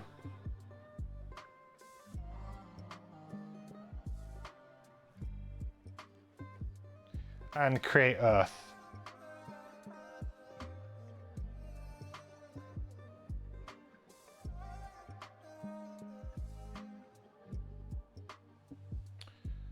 Okay, so the archer's going to attack. So first off, it's going to attack the mosaic. So was that attack of 2 with the chainmail? That will go to 1, so 1 damage here.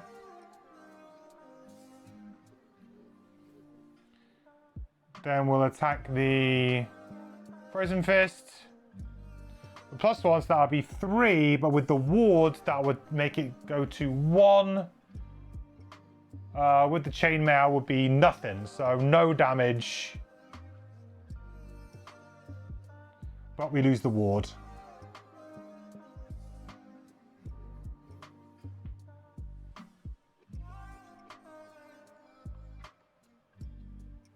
Of all the Alcox NPCs, you found archers to be the worst. They have the range, damage, and attacks. Archers have always been the worst because they generally always attack. They have no non-attack cards. They're one of the only, and you can't kite them really.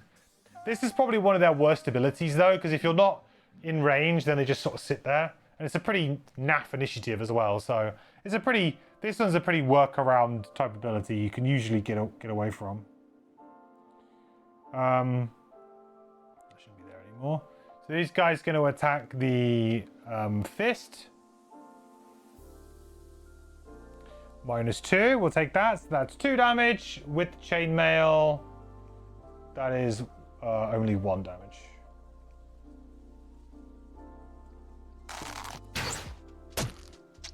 Nice. I'm so glad I got all this chainmail and stuff.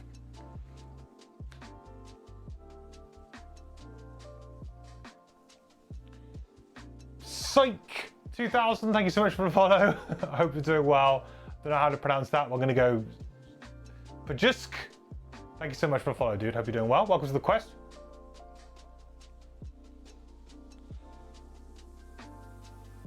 Oh, also this happens, right? Whenever you suffer damage, one adjacent enemy, so this guy should take 1 more point of damage as well. Yes. I knew I'd play that for a reason.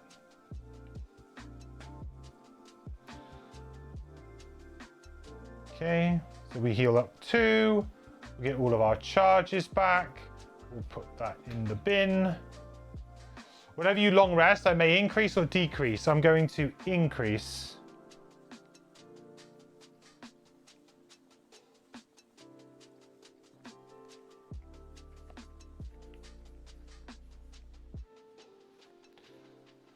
Honestly, I feel like maybe I should just get rid of recursion. Because it did put me in a fairly nice spot for that last room, but it did feel like I kind of wanted to play, you know, high pressure for a little while.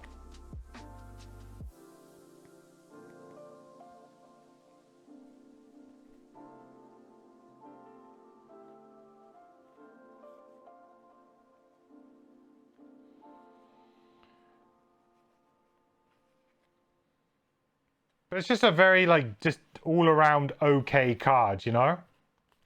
Let's get rid of it. Let's not overthink it too much.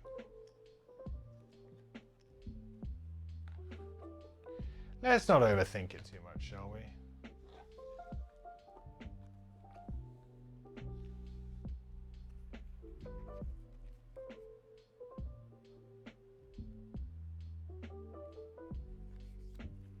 Right, ancient drill. You know what time it is.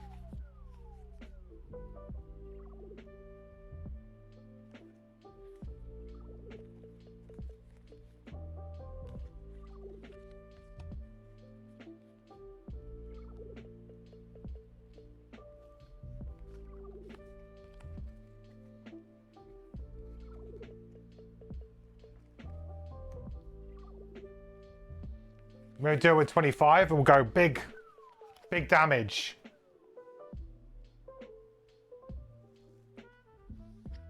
Oh, I needed to take some damage to get a card back, didn't I, with Fist? Didn't I create ice last turn as well? I did. Where's that gone? Dude, what's this game doing to me? Where's Earth come from?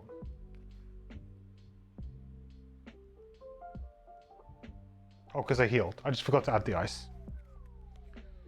I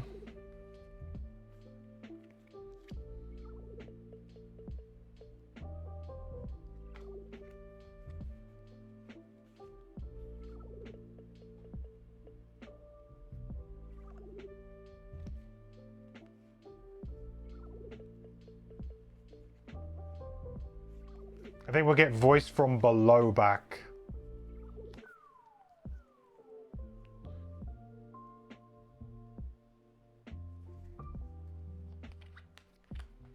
Okay.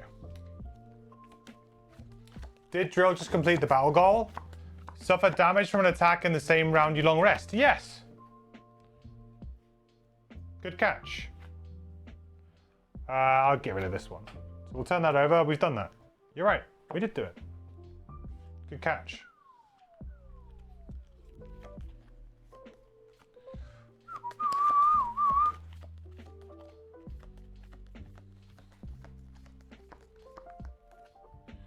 And then we do this, right?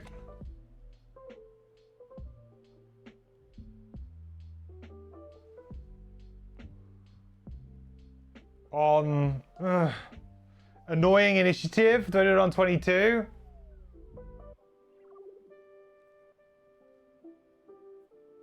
Or 61?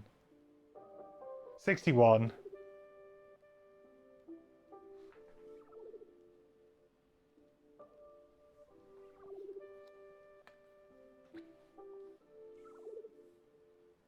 We're gonna heal up a lot this round, guys. This is gonna be nuts. Okay, 25, that's us. So do we want to go, yeah, we go Super Saiyan again, huh?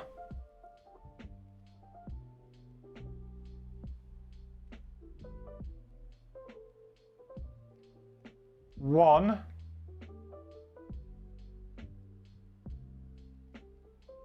We'll move 1. Using the bottom of this. Which puts us, because we are in high, that puts us up 1. Into over. Create ice. Oh, ice is there. Then we have Ancient Drill. So we're going to attack for 3, but because we're in over, we're going to attack for 5 with Pierce 3, 1 XP, and take a damage. So basically, attack for 5.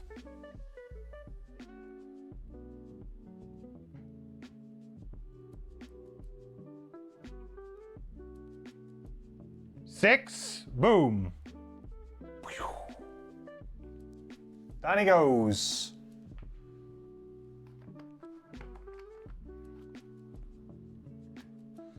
So we need to get 1 XP, we need to take a damage. Take a damage, 1 XP, and we need to go down to over. To high. Nice.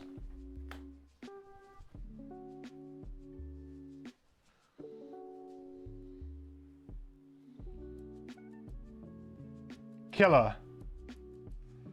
So Algox Archer is going to attack us for 2 and immobilize us. That's really, actually, really detrimental to this character. Alright, that's 4 with this 3. That was a pretty nuts draw. Okay, hammer time. Right, this is going to be crazy, right? Okay. So we're going to use the top of Voice from Below. So first off, we're going to do a loot one. Yoink.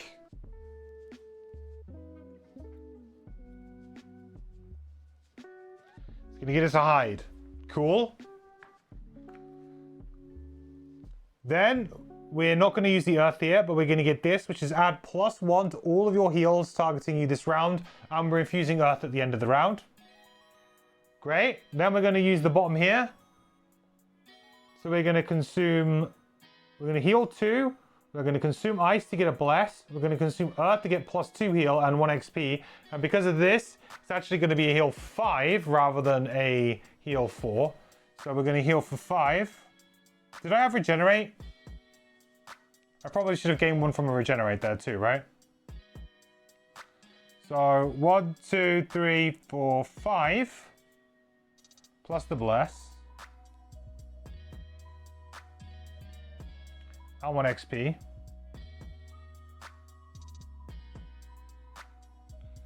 Zoop, zoop. Back up to full health. Not too shabby. And we can long rest next turn. And that's going to create earth. And I lasted like a couple more rounds and I'm still at full health. And I've been pretty impactful. So, I mean, that felt good. Like, I'm now going to my first long rest and I'm going to be at full health with regenerate up. I didn't even have to use my Amulet of Life. I was thinking like maybe I need to use my Amulet of Life there because that would have given me an extra point of healing as well from that card. Didn't even need to do that. Didn't need to use my Major Stamina Potion. Didn't need to use my Corrupted Scroll.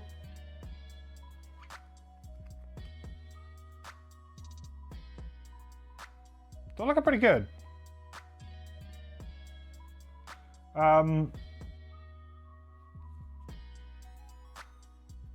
So we're going to go long rest here. Because I want to get charges back on my chainmail, I think.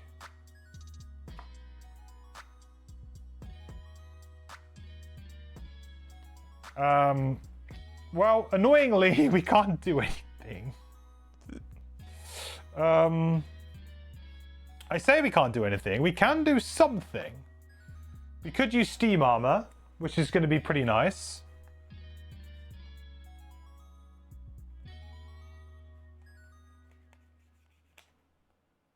And I could use the bottom of Power Core to just heal here, which also seems pretty reasonable.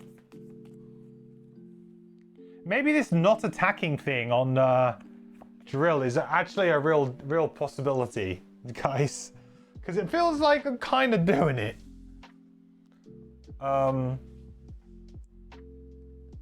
Okay, gonna get attacked again here. Jesus. I'm not getting very lucky with these initiative draws though, am I? This kind of blows the the shielding stuff out of the water. So that will be no damage. That's a good thing at least. And they're going to place a trap.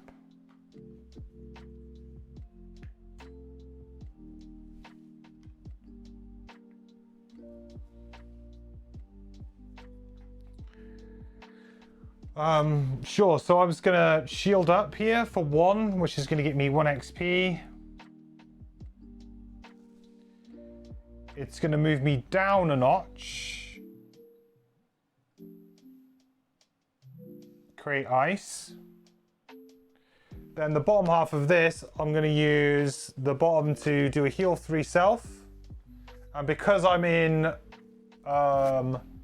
regular pressure, green, I'm actually going to get 4 heal. So we're going to go 1, 2, 3, 4, and then we are going to go up 1 pressure because of this. So we're going to end up back where we started. But we get 4 heal, we get 1 XP out of it. Seems okay.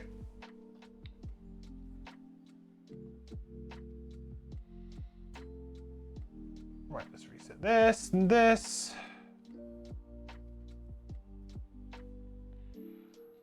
Gonna be very selective with the cards to get rid of here on this character, huh?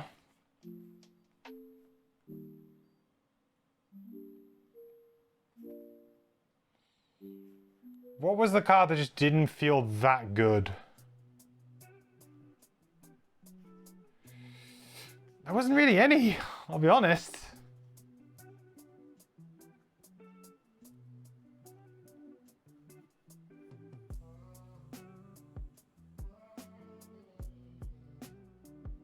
I guess you'd say Fury of the Mountain, because I probably have better uses for all of the abilities on there. Most of the time that's just going to be a move 2 for me, and that's whatever. You could make an argument here that it's better to get rid of some of your higher level cards, because it's cheaper to reoccur something like that than it is one of my higher level cards, right? But also their impact is much less. Does that create an element? It doesn't, it just consumes 2. Yeah, I think I'm okay getting rid of that.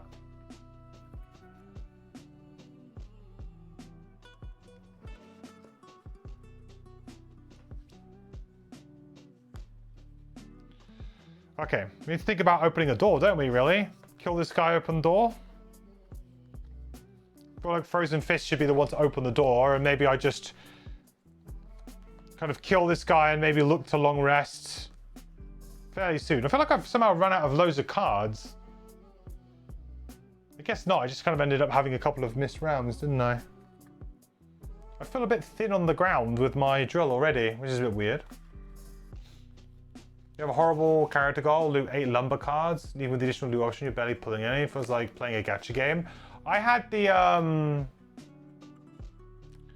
I had that, but I was my very first personal quest, and I had that on the Drifter, which unfortunately didn't actually work. I think if I looked at the rules, I think that the Drifter perk didn't actually work because you had to get the lumber cards inside the scenario or something. There's a weird like FAQ entry part of that where it didn't quite work for me. But I was looting a lot with the Drifter anyway, because I was kind of incentivized to, so it wasn't too bad for me. All I can say is that try and rush it and then rush the scenarios, because that is there's some calendar events on that one that you want to get done.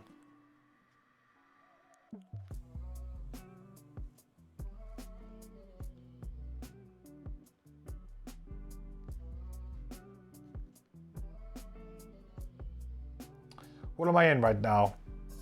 I am in high. Do I have some good high stuff to do? Kinda.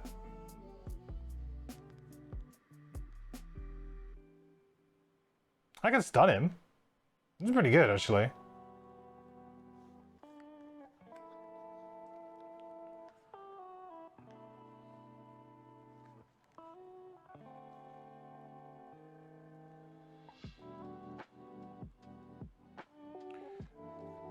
I could stun and then I could look to maybe push next turn.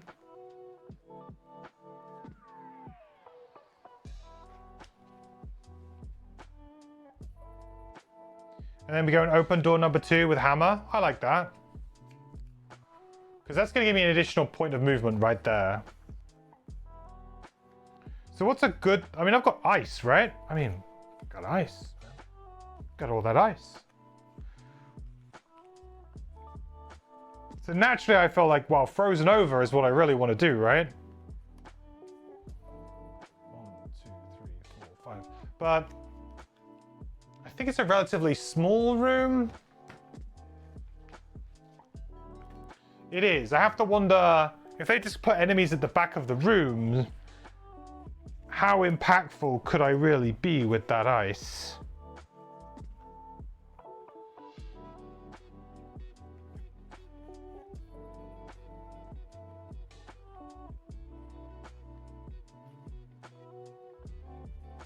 I guess I also really want to create earth somehow.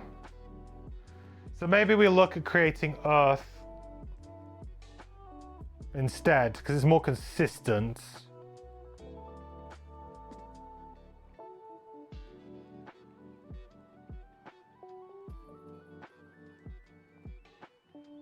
Yeah, we could go for cold boulder, and potentially we just go for like encased punch bottom. It doesn't consume the ice, which is kind of like my main concern. But then it sets me up for a really nice next turn, draw of the bedrock, if I need to.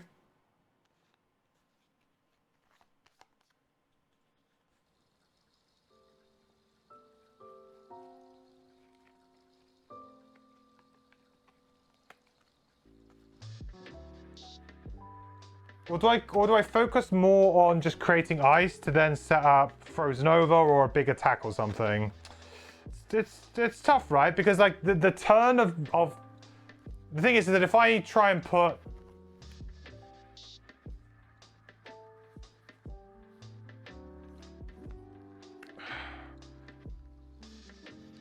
the problem that I'm having is that it's like, yeah, sure, go and do that, but then once I do that, I kind of lose the momentum a little bit. Or I just go, that gives me 1. I mean, I could just brittle him up.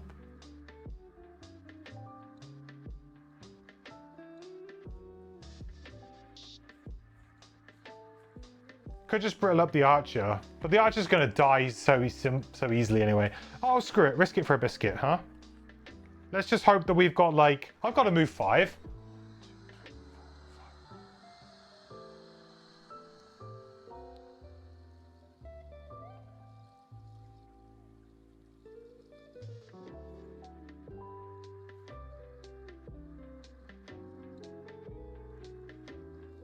Or I could make it like a really big move. Let's make it a really big move. Okay.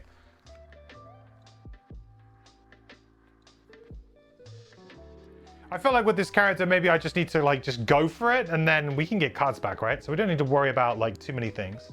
I'm also a bit conscious of time. I feel like I've been playing quite slow today. Still a lot of rooms to do and it's already quite late. Okay, good. So what we'll do is we'll just do like a move.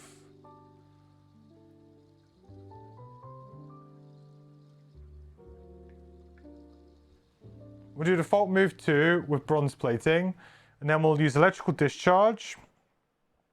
And because we are in this, we're in high, we're going to add +1 attack, and it's going to be a double move down. So it's going to be an attack 3 with stun.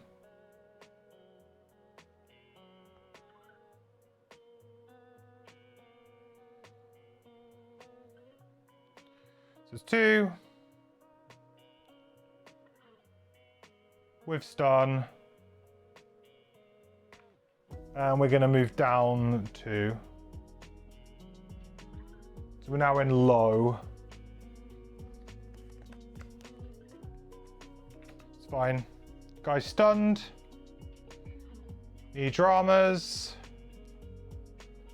Hammer.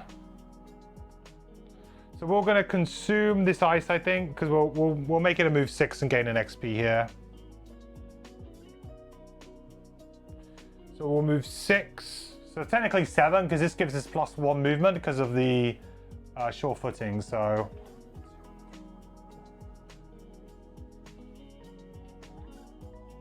I think I can get rid of this now, to be honest.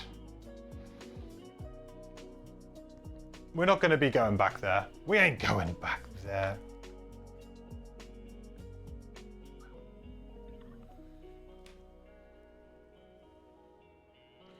So what's that? 184.6.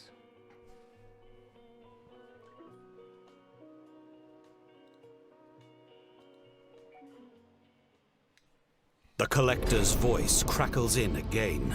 It seems to be coming from various metal boxes in the corners of the ceiling. Ah, the polar bears. They show potential. They're hardy beasts after all. But their animal intelligence dulled my senses. And we can't have that now, can we? Whoa, 2 polar bears. Whoa. That ain't no joke. And a trap. So I need 2F.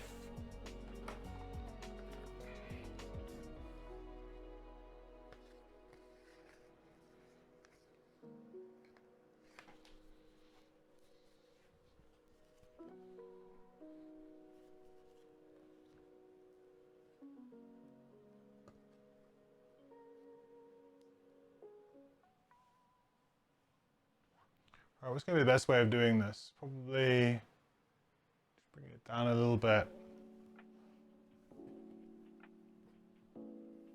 You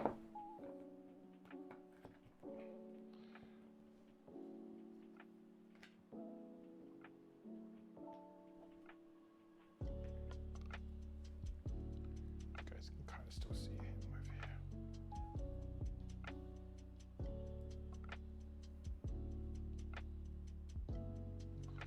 Still work, right? Yeah.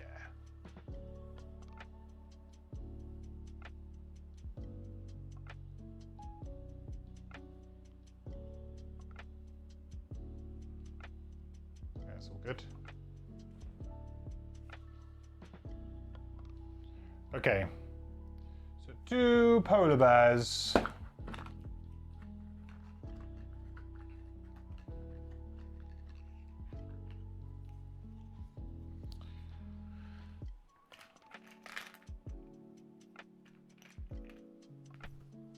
And a treasure chest as well. And a trap. Not that the trap's probably going to do too much for us, I don't think.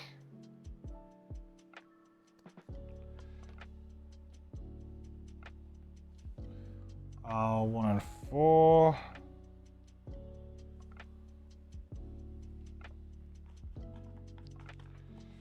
Might be able to, like, you know, kind of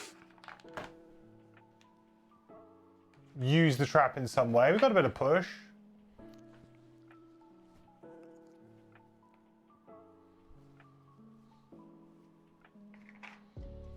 Okay.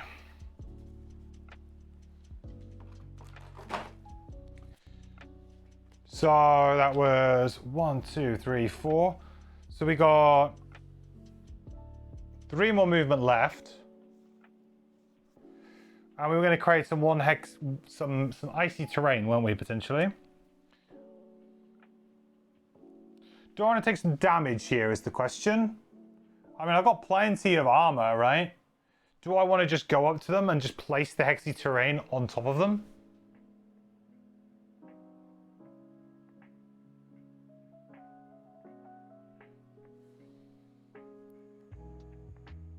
Could allow me to just do some nice damage next turn. Alternatively, we try and go for the frozen overplay. But I've got the push, right? The push is there. So how much did we move? We moved 1, 2, 3, 4. And I got 7. 5, 6, 7. I can attack. Push this guy into this here, and I could create icy terrain.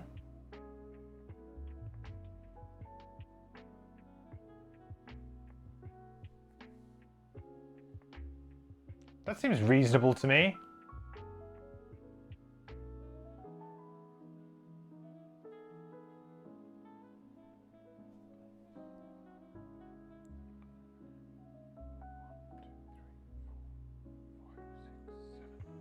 Yeah.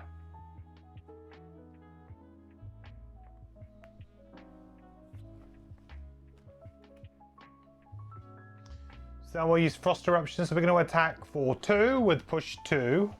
No other effects.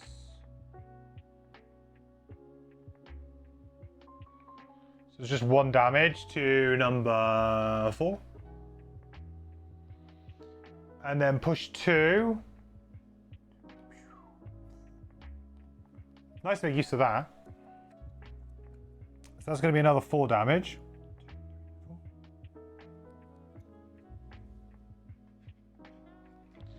Create ice. And then create 1/1 icy terrain.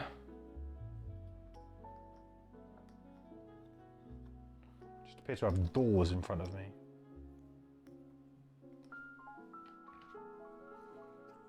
There we go. I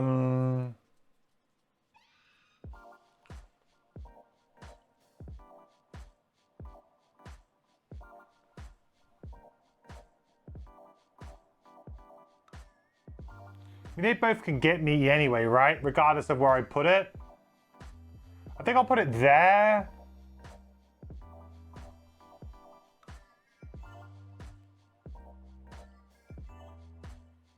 Oh, hang on, I get to attack him too, right?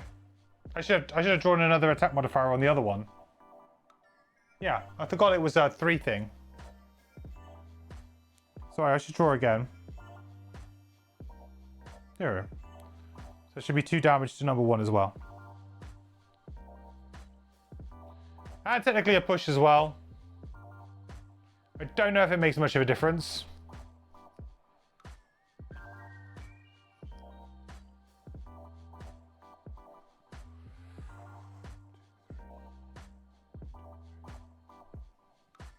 It doesn't. It really doesn't. So we'll just leave them there. How's Punch Manager or Boy Team going? Pretty good so far, I have to say. Fist has been really good. Like, he hasn't been... Like, what he's doing is really powerful. And I feel like I almost feel some level of, like, invincibility. Where as long as I play pretty smart, and I know, like, when to take some damage to get a couple of cards back, I don't overstretch it. I just kind of... You know, I kind of end up playing like I'm a 12 card class, something like that. It kind of works. And I would say that so far, Drill's been a little bit harder. It's been a bit slower to come online, but a lot of that is because I've had a couple of like rough rounds where I've just not been, I've been immobilized or I've been in the wrong mode or whatever.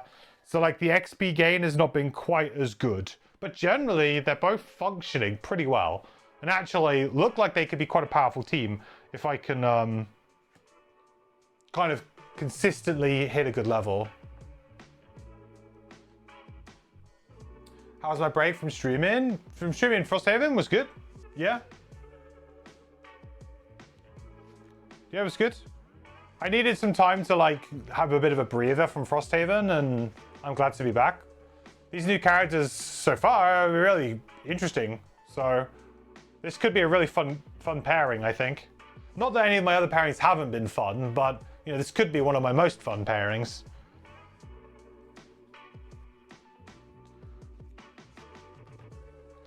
Okay, so end of the round, I'm going to take some damage to get a card back.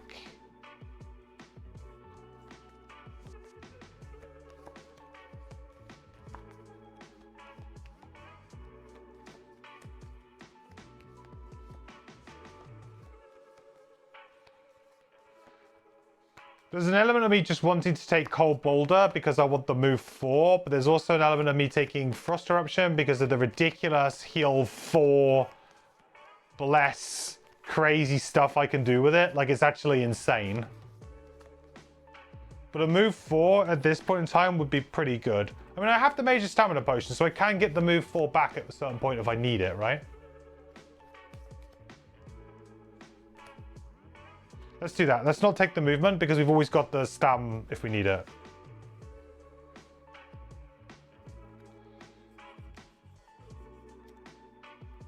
Anyway, sorry, these guys need to act. Oop.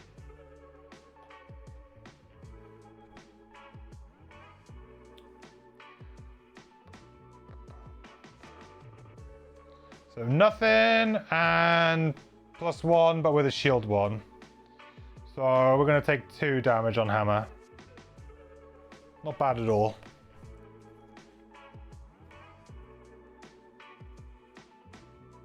Okay, next round. Try and play speed for a little bit. What new characters? They came out with new stuff. No, it's in like these are new characters to me in terms of I hadn't unlocked them. So, well, I had unlocked them, but I hadn't played them. A bit of Frost generation from Drill seems like it synergizes well with Fist too. Yeah, like I don't feel the need to use the Frost on Drill at the moment. So, and it also seems really beneficial for me to just use that big shield top, right? Just go crazy and just go, right, I'm going to go into the room. I'm going to shield up for 3. I'm going to create ice nice and early and just be like, come at me. And they can try and attack me. They can try and do any damage. It's just not going to work. And then, great. Then the ice is there, Fist comes in, brittles everything. Then on the next turn we go, let's go ham. And then you just try and annihilate them. Seems like a pretty fun combo, actually. How did I unlock you anyway? You know, you were trying to avoid the puzzle book. Well, I have to use the puzzle book. You can't avoid it. So, yeah. It was more of a point of, I can't remember who it was. It might have been Dan. He might have mentioned in chat, like, you probably just want to do that puzzle because it unlocks something, like a character. I was like, oh, okay. So then I just sort of did it. Is that Craig in the back? Where are you looking? I have various bits of Craig memorabilia. I have this.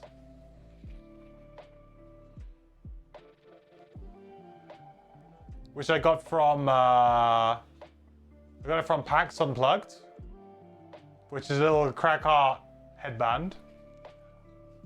I have a portrait of Craig, which one of my friends got me one year for, I think it was like a Secret Santa thing or a birthday present. Got me this cool little artist thing. Got this cute little rock down here. Pretty cool.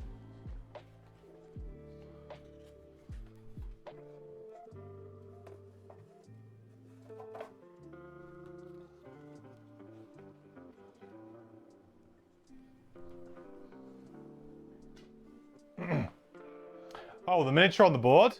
No, looks a little bit like a no.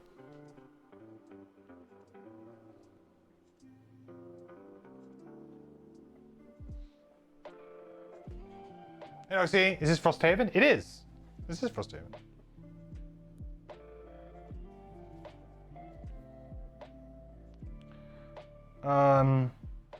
Okay, so we know we're going on 22 initiative here because we're going to try and use that trap. Mr. Fist. Let's get punch crazy. So we could use Frozen over here to just try and get like a couple of really big attacks, which I don't mind actually. I really don't. Because then I could lead straight into like the Frost Eruption afterwards.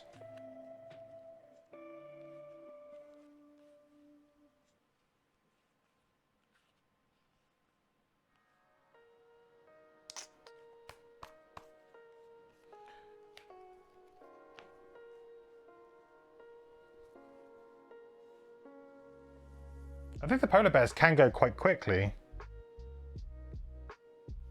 Not this time. Not this time, Mr. Bear. No app? Was the app disappeared? I might have nudged the cable. Let me just reset it. Sorry, if I nudge the cable, it's a little bit temperamental sometimes and the cable just disconnects. There you go.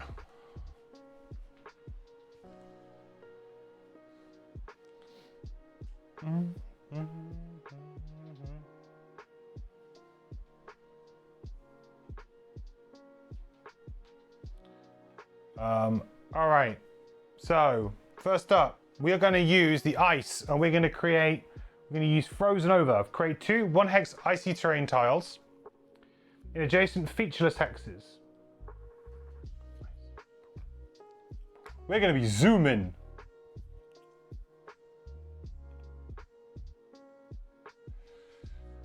Consume the ice and gain 1 XP to add brittle to any figures occupying those hexes. This might be slightly overkill, but you know, why not? And then ward self. I should have regenerate there too, right? So it probably should be up 1 more health because of regenerate.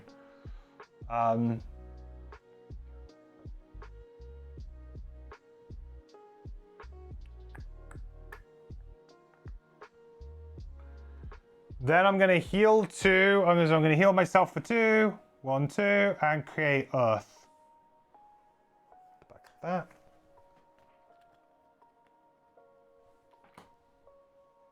Nice. So that's hammers go. DeWalt. We are going to go for the rocket boots play. So at the moment we are in low. So that means we can use the bottom of B max here to do a move 4. Which I don't need to do. I'm only going to move 1 here. But up to 4. We'll move 1 to here. And we're going to do the bottom of this because we're in low. So heal 1, target all allies at range 1, 1 XP and move up. So we are going to get a heal 1. Oh, it's targeting all allies. It's not us, right? Maybe we don't get the heal, actually, thinking about it. Heal 1 targeting all allies. You're not an ally of yourself, that old chestnut. I don't think we get the heal. But we do get 1 XP, and we get to move the pressure gauge up.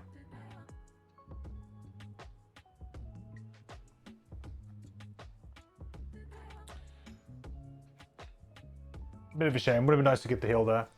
Then we'll do rocket boots, so we'll attack for 3. Okay, that's 3. And we also get a push. So push onto his own 3 damage trap, which is going to be 6 damage in total, which is enough. Beautiful. That's a lovely loot. And we also create fire. Fire.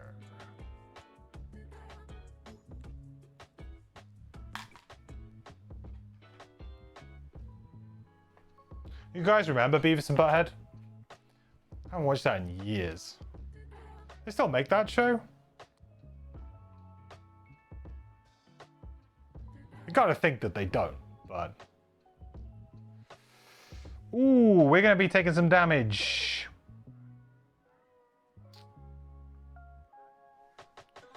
Okay, so it's gonna be an attack 2, and then 2 more attack 2s, and then impair.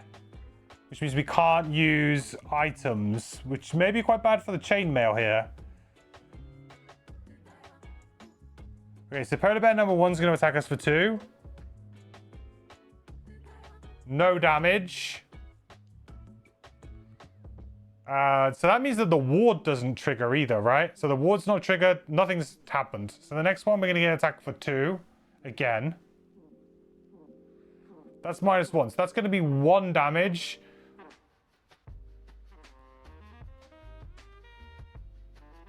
What's the sequencing with ward? Can I sequence this?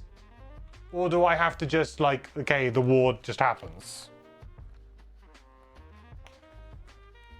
Because if I can sequence using my items, I absolutely want to use my item here.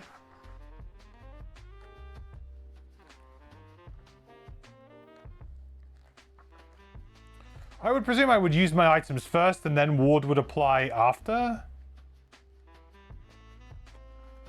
So. To be honest, I've not actually played with ward that much. Ward. The next time the figure suffers damage from any source, they instead suffer half that amount of damage, and ward is then removed. A figure that suffers damage has both ward and brittle. They negate each other. Page 29.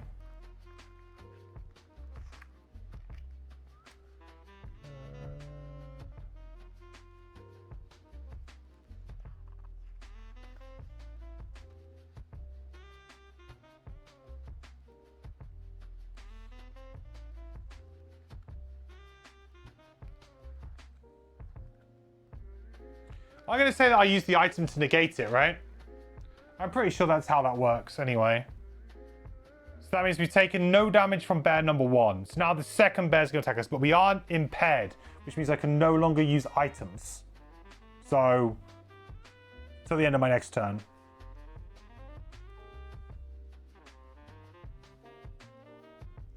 Takes me for a ×2, but I have the ward. So it's going to be 4, half, it's going to be 2 damage. So I'm going to take 2 damage from that. And then the next one, we have no ward. So this is just a straight flip. 2 damage. Okay. Let me make sure we put the generic back on. Alright, not too bad. So now I've got to work out at the end of this round, do I want to take some damage to get a card back? I got 3 cards in hand. I feel like my plan is to do a big attack this turn.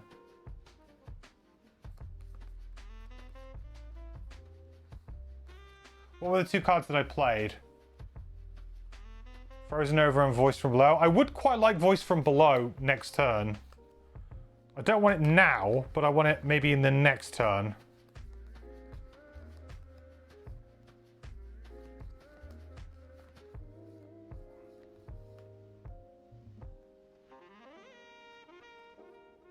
I'm a bit nervous here. Because I don't have, like, great stuff right now.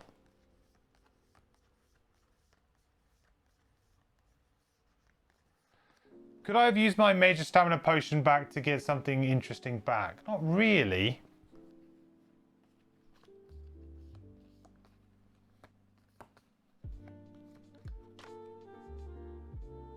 A little bit nervous. Because the brittle is going to do some work, but it's not going to kill him. I'm going to do some damage here, but I'm not going to, like, completely kill them. I'm probably going to end up having to take some damage of some sort. Which is not great. I could put Retaliate up, though, and then that would kind of work. In which case, then we're saying, what? I don't do anything here, but then on the next turn, maybe I take some damage. So I kind of want Voice from Below, don't I? Is what I'm saying here. In which case, I have to take 2 damage to take Voice from Below. But then I have Corrupted Scroll, which I could do early if I need to. Yeah, okay. We've got... I feel like we're good. So we take Voice from Below back. Okay. Go to the next round. Long rest here. That will allow me to recoup. And I'll probably just open like door number... Maybe I'll go door number 4 this time. Yeah. Not bad for 4 hits. Yeah, we got quite lucky there, actually. It was a really bad draw for us that time, right? We got quite lucky what we drew. It was good that we had the ward up and we got some good flips from the attack modifiers. It worked out well for us, for sure. Could have gone on a hell of a lot worse. So we know we're going to play Frost Eruption because we're going to get a double benefit from this, which is really good. And then realistically, I was thinking playing Draw of the Bedrock here just to get Retaliate up. Because if we do, then we kind of set ourselves up for a potentially very, very nice next turn.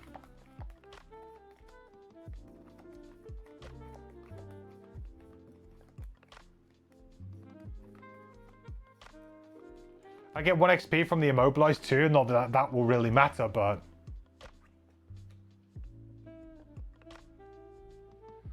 No Earth up is a bit of a problem, but... Okay, let's do that. And we'll do it on 10 so that we don't get screwed by bears. Okay, maybe the push is going to come into play. No movement. All right, maybe we are going to do this. Maybe this is going to work. Okay, so we'll go for the top first and foremost. So we're attacking for 2 on each one. So on number 1 first. So that's just going to be a 4. And then on the next one, it's gonna be 6. So 4, 1, 2, 3, 4, and then 6, which does kill this. God, that's the difference, isn't it, huh? Between drawing and not drawing a +1 modifier. Massive when you've got brittle in play. Need to be getting them. Need to be getting some advantage up in here, don't we? Really. Push 2. I think I probably do want to do the push now, right? I could kill this guy. I'm impaired, aren't I? I should remember that I'm impaired, so I can't use my armor. I could kill him. Because the other card that I played, the bottom of drawer of the bedrock, would allow me to potentially do some work here.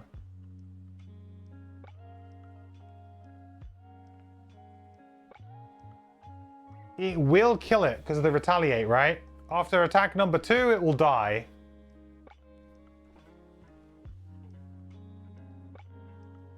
And I could set myself up for a really amazing loot 1 here. Oh, no, I can't. No, I can't.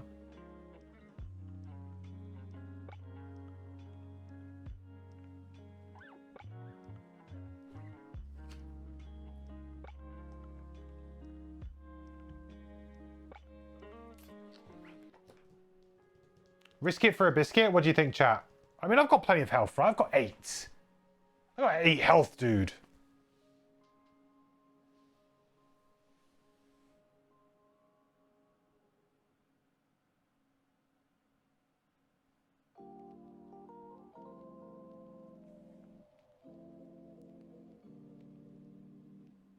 Yeah, so I'm gonna use the bottom here to just give myself retaliate 2.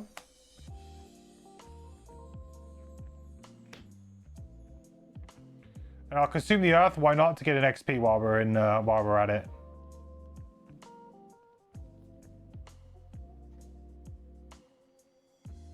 So I pull him, immobilize him. It doesn't really matter for this purposes because he's melee anyway. And we're just gonna roll with some punches and just hope for the best. And I just full greed the heal next turn. Full greed it.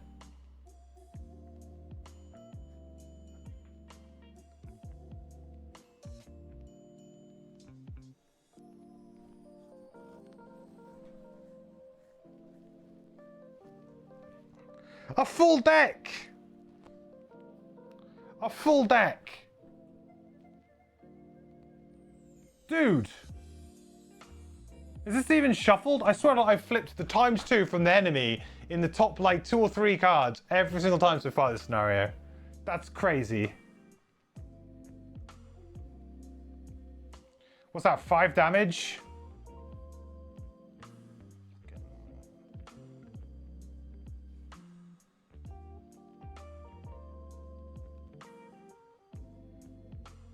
I'm impaired too. I can't use my items next turn.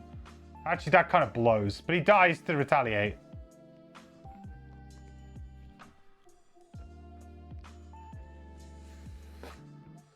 Brrr.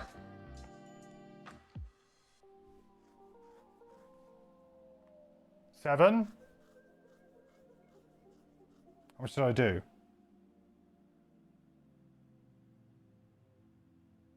4, 5. Oh, yeah, you're right.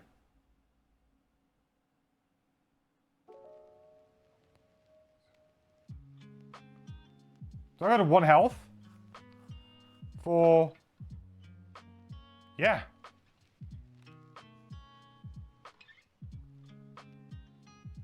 Don't think I'm going to be able to recover a card next time.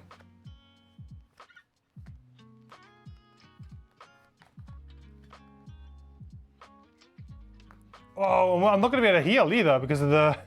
I'm not going to be able to heal. Oh, this is brutal, man. He got me, dude. He got me.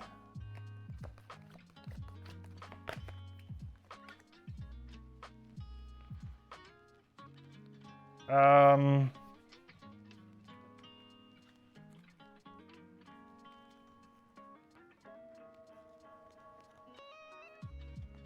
going to go up to high voltage, high pressure.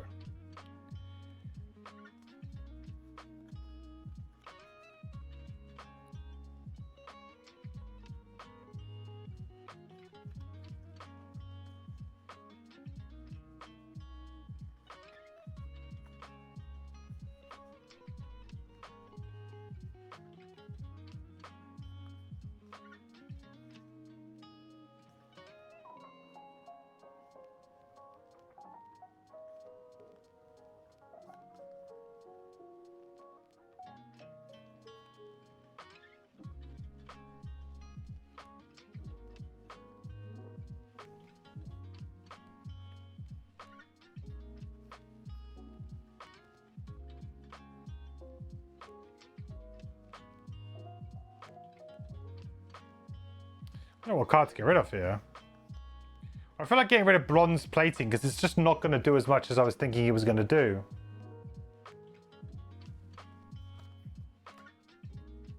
The wombo combo is not going to happen in this scenario, I don't think.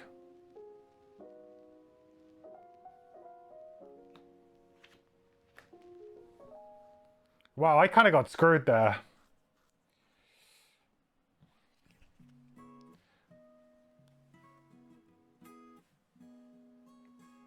At least I get to pick up all of the loot in one single action, though, next turn. So that's good.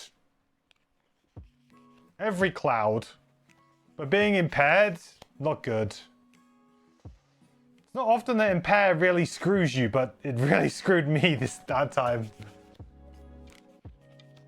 Yeah, I have a way to jump on the ice, because I have sure footing, which is whenever I enter icy terrain with a move ability, I may ignore the effect to just add +1 move. So basically, I am immune to icy terrain. I get all of the benefits without any of the drawback. Yeah, it seems like a really good perk.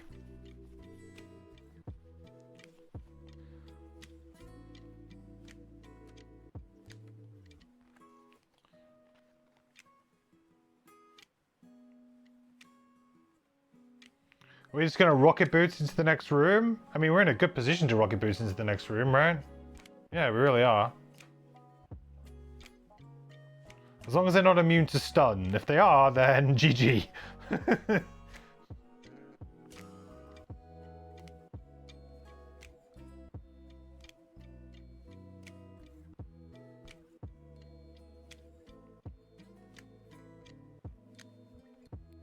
I suppose I could try and go up to the max and then just go a huge ancient drill. I mean, that could be pretty nuts too. Like a move for 4. Yeah, let's do that. That seems like a really nice move too. Screw it. We're going in. Okay, so nice and easy turn, but sketchy, but we're there. So we're going to move to here with this. And we're just going to use voice from below. So we're just going to... oh, we have regenerate. I forgot about that. We're at 2 health. Woohoo! So we are going to do a loot 1. So first up, we'll loot the 2 bits of loot there. Some metal. Some more metal. Nice. Really, it's coins is what I'm also very interested to get here. I mean, I guess crafting materials generally going to be quite good for us to craft something, but I was also just after raw cash, really. And then also this box, which is 38.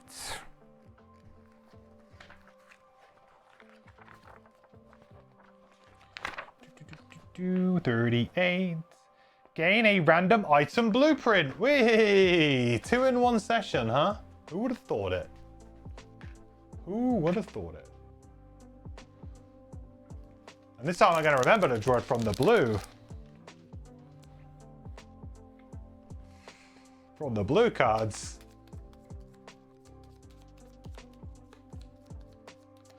Come on, something good. I'll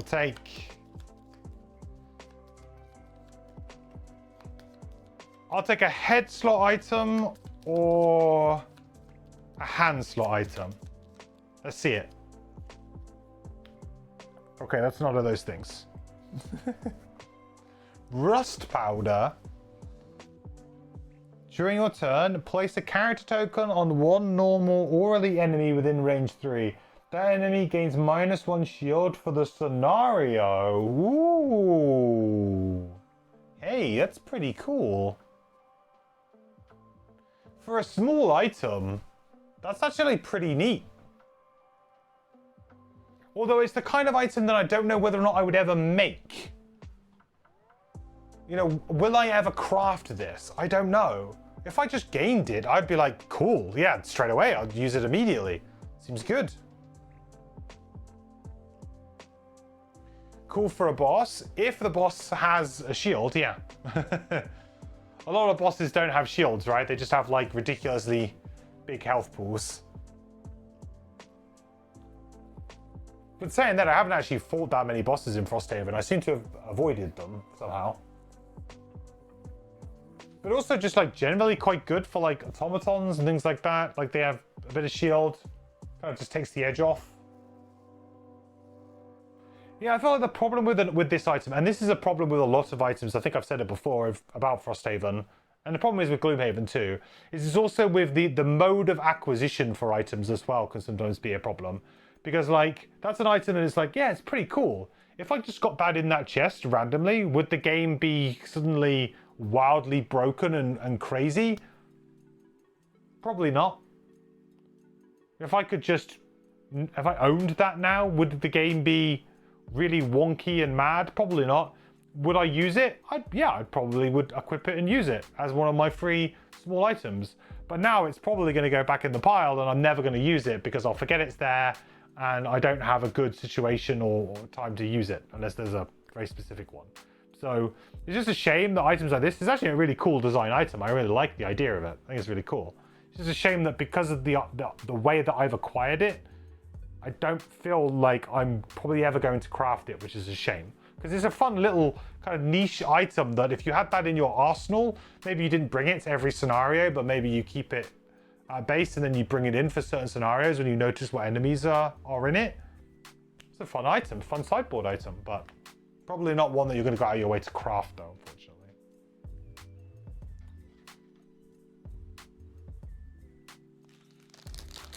Doo-doo.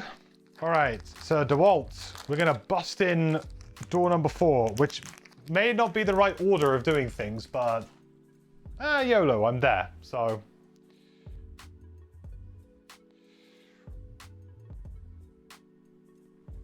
We're going to have to do some moving of things around a little bit. So we're going to use rocket boots, and because we are currently in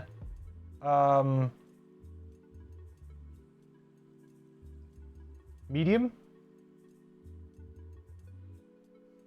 It's not technically medium, is it? It's high.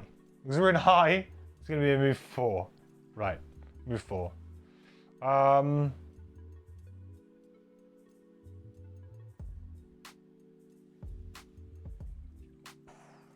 So, 1 movement. Let me just get this out here a second. I'll move this up.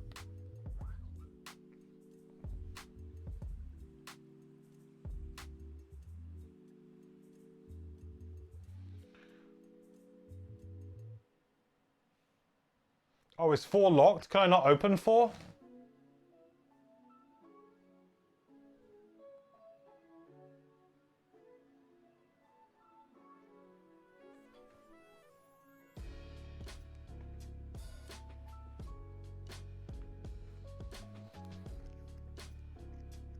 Might be that I can't open that door, actually.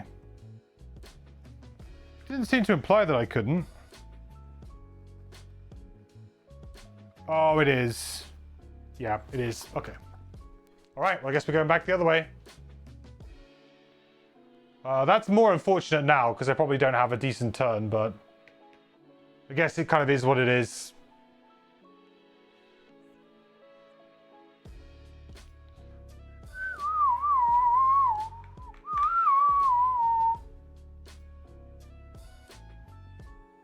I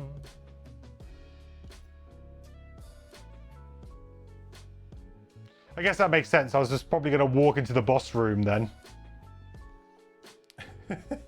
Probably not advisable.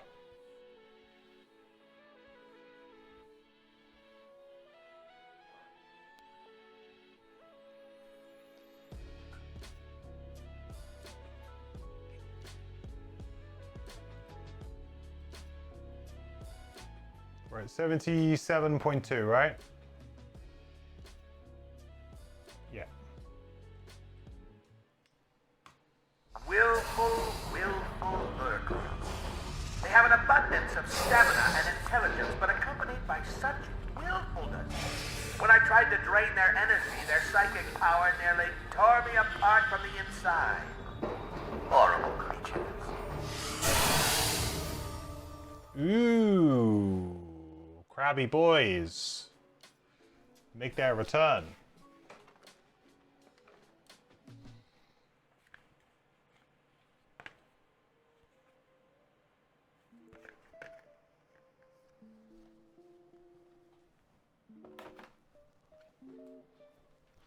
Here come the crabs.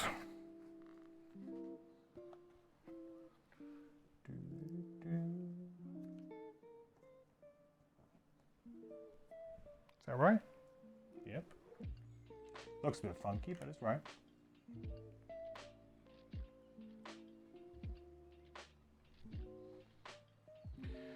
Ooh, luckily, I think I can get there to do an attack, which is nice because they're quite close to the door, so that's good. At least I didn't get too screwed by them, you know, putting them at the back of a room or something. That old trick doesn't seem to have used that on me. These guys are pretty nasty. Do they have shield as well? Oh, it's almost like I planned it. I mean, I did look at the enemy list, but I didn't think that they would necessarily be here. Number 2 and number 4. We've got another chest in here as well.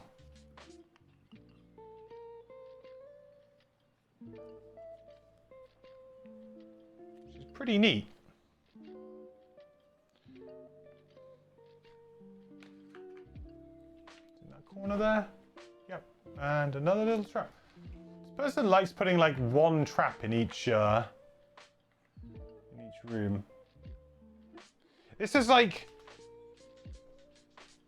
very simple scenario design. Very, very simple, but good, you know? Like, this is what I needed for my first scenario with these characters. I needed a scenario like this. I didn't want anything that was too crazy. Something that I could just get my bearings, kind of figure out how to play the characters, fairly forgiving. You know, don't pit me against some crazy amounts of scenario conditions. Because that would have just blown my mind. So I'm really glad we don't have that.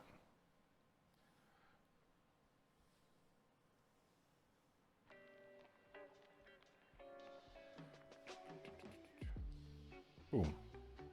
Something like this. You guys can see all of that, right? Well, you can't see it now because I've got those cards in the way, but you can see it.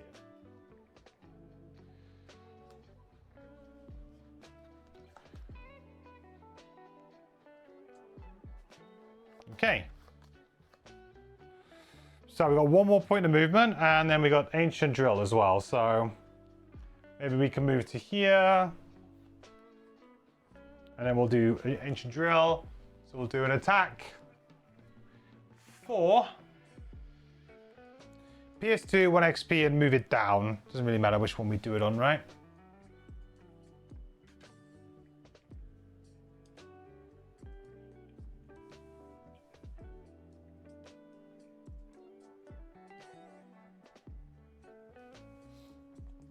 -2. Wow.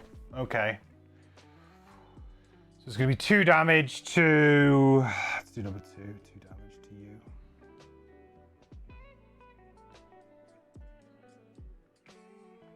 Right, 1 XP. And we decrease pressure.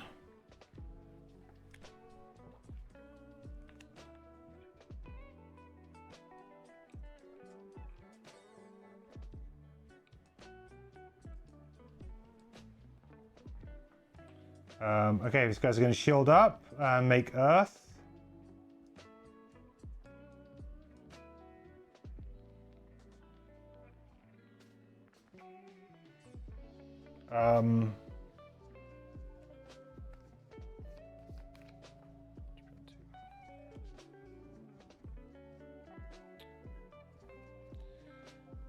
Next round. So we're gonna long rest, I think, on Fist because we're quite far away, and yeah, it's a good opportunity for just to use our amulet, get a health, kind of reset a little bit, go up to 4 health. We're gonna probably have to spend a turn maybe healing. We can go over here. I feel like Drill's probably got this though. You know, we've got B-Max. This is something I'm very excited about. I also have Giant Sword, which I'm like...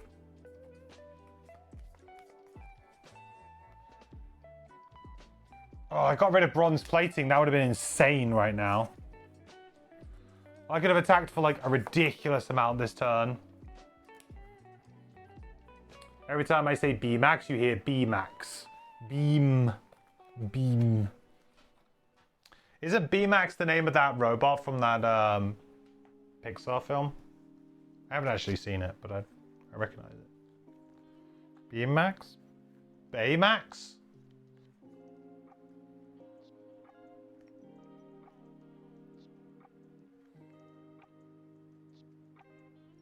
We got to increase this pressure, guys.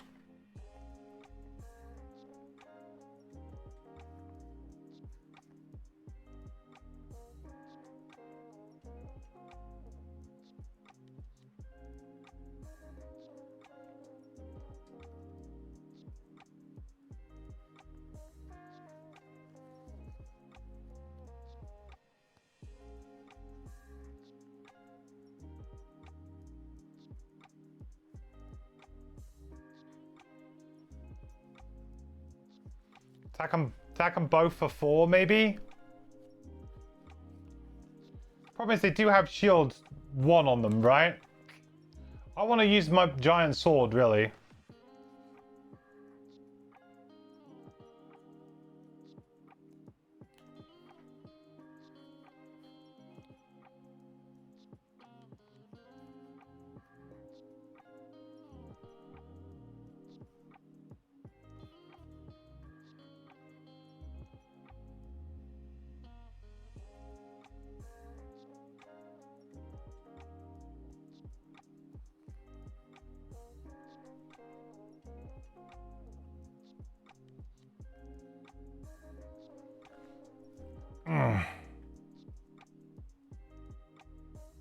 How does how does the pressure work?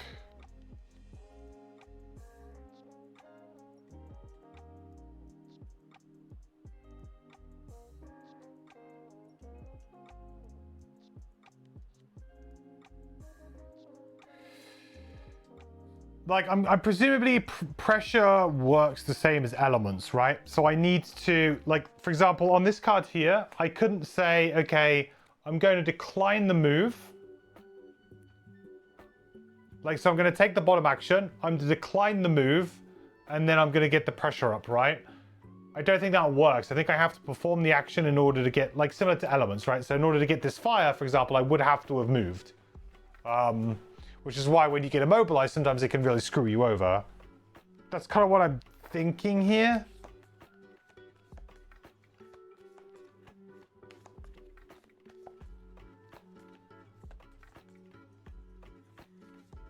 Because I'd love to use my giant sword.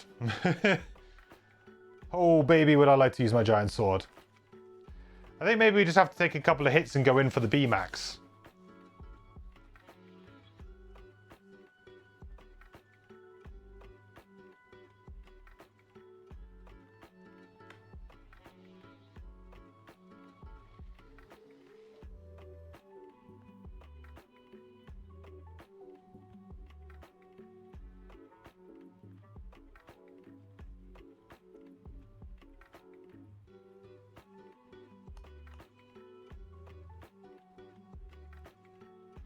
I guess I could use super heat transfer, couldn't I, instead?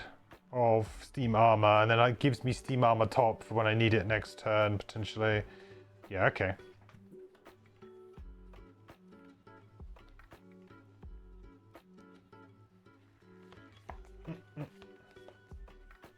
Betamax was a colloquialism for Betamax tapes, you think? Yeah, I don't really remember Betamax, to be honest. That was a little bit before my time. Like, we didn't have that in my house. We had VHS. We never, I never saw them. I might have seen them like at video rental stores. I remember video rental stores though, very vividly. I used to rent games and stuff. Like, those were such good times, man. I can't tell you how much, like, I have so many fond memories of. We had like an independent, or at least I think it was fairly independent, an independent like video rental place in town here. And I remember going in and it was like quite dark, and like they'd have some screens with a few things on it. They just have rows and rows and rows of things. And they used to have games in there back on like for PS1 when I had my PS1. And I used to go in there and used to rent a game for like a week or whatever at a time. And I used to love the concept of going in there and browsing everything and seeing what they had. Or like we would go in and we would rent, like, it would be a treat, right? My parents would be like, oh, should we get a movie? Should we watch a movie? And we're like, oh yeah, let's get a movie, let's get a movie. So we would go down there and we would be like, okay, you can pick out one. And we'd rent maybe like 3 things. And like my parents would rent something that they were interested in, that they would watch like when we were in bed, when we'd gone to bed. And they would let us rent something, me and my 2 sisters. Like, yeah. Just fond memories, man, of that kind of stuff. Now it's just like... Now I just like watch things on Netflix on my second monitor. I don't even watch films anymore. I kind of watch them in the background while I'm doing something else on the second monitor. I think this is a good move. I just hope that they don't get the jump on the initiative with me. Looking good. Okay, so the first thing we're going to do is we're just going to increase some pressure. We're going to... Oh, hang on. I guess I have to move here, though. That doesn't work, right? Oh, I do have to play the Steam Armor. Because if I move 1, I move out of the AoE. Ah, so that's why. Okay. Lesson learned. That's why I need to do it that way. Because I need to go like this to still get the trigger. Actually, I don't get the trigger because I'm in high. No, I'm good. I'm in regular. Whew. Okay, we figured it out. Wouldn't have made it different from initiative, but yeah. Okay, we make fire.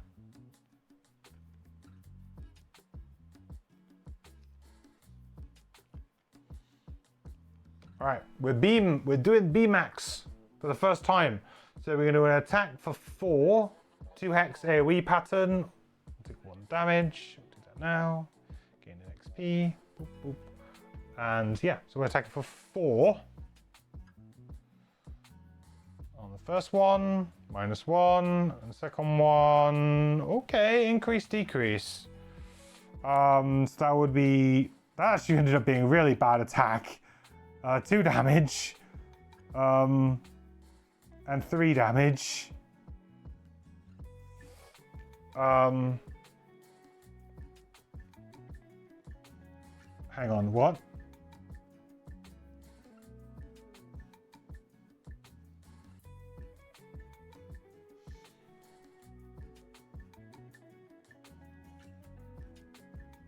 Did it take...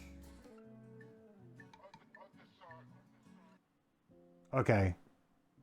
I didn't like the shield pop-up made it look like it was deducting again. This app has a habit of like just adding things occasionally. I turned it all off in the settings, so that's all good.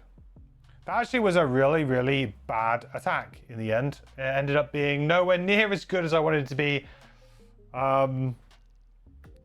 So we're going to go down 1 because of this card, but we're also going to potentially go up 1 if we want, or down 1. So we could either go back up into high, or we could drop to low. Would dropping to low be beneficial here? Could be. There's some good low cards, you know.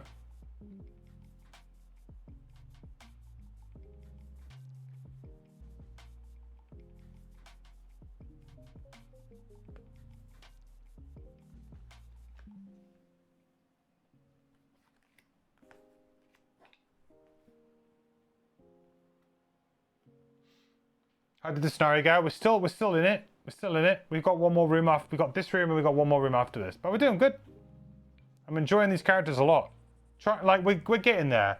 Drill seems to be the hardest so far. I'd say Fist, I've already got a pretty good grasp of what I can do with the character, which is great. And it feels really satisfying. So really happy with Fist. I feel like Drill, I haven't quite put the puzzle together yet. You know, the kind of yo-yoing up and down. Haven't quite got to yet, Enthusiast, so. I could do a big heal there, and I could just do like a little attack with a wound. That's actually fine. Let's go down. Oh, is he crazy? He might be crazy. What I don't like is that I'm about to have to long rest though. Because somehow I seem to be out of cards again. I've definitely got the right number, right? 9? Oh, it's 9. I guess that's why it's 9. It's a weird number. I should get a minor stamina potion ASAP on this character.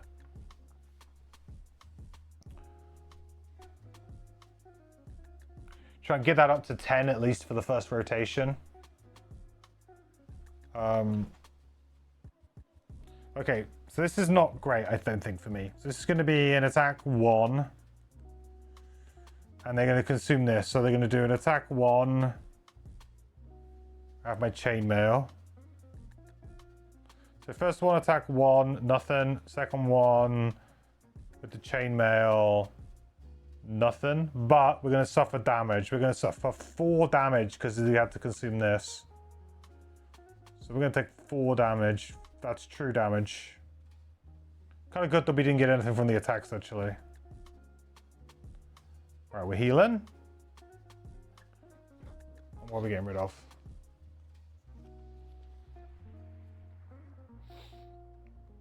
Tell you what, Drawer of the Bedrock hasn't been that great. I haven't really got to use it yet. But saying that though, one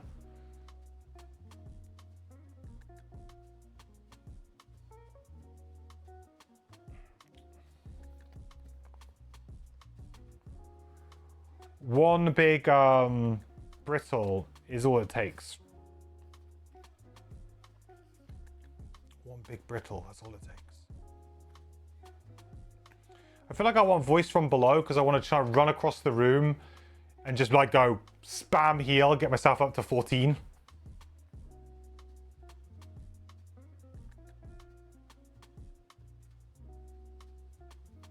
What enemy types have I not had yet? Blade spinners. Ooh.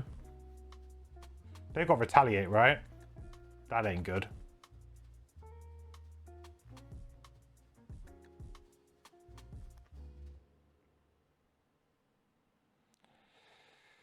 Maybe Frost Eruption, although the Pierce, that push is quite good for that. Cold Boulder, no, I need that move. Shoot, I'm gonna have to get rid of...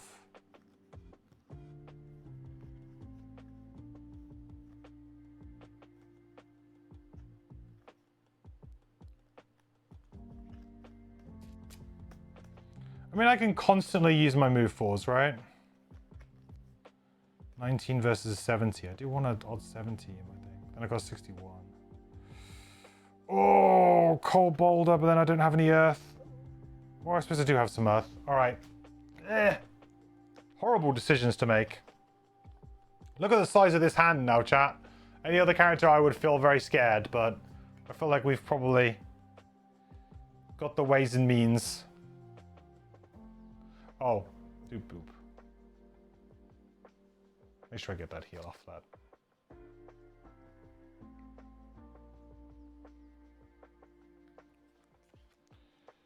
Okay.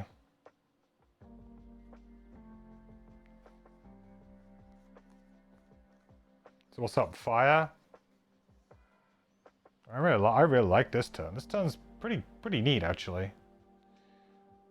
Hammer's on his way. I'm just gonna run towards you.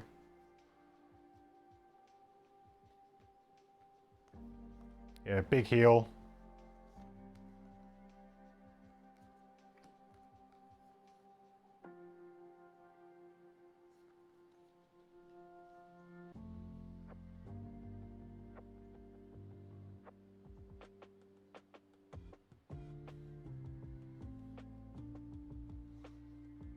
Okay, we're gonna go 19. 4. In case punch. Then we're gonna use voice from below. We're gonna do a loot 1. We picked up so much loot with this character. We picked up any loot with the other character? I don't think we have. Money. Yes. That's what I'm looking for. Give me the cash. Then we're gonna create Earth. And we're going to add +1 to all heals targeting me this round.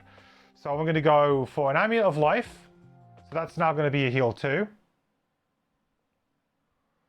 I'm going to go for a Corrupted Scroll, which is now a heal 6.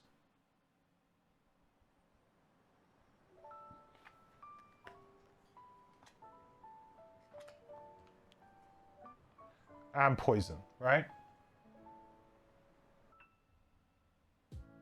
I think that regenerate's going to get rid of that poison, though.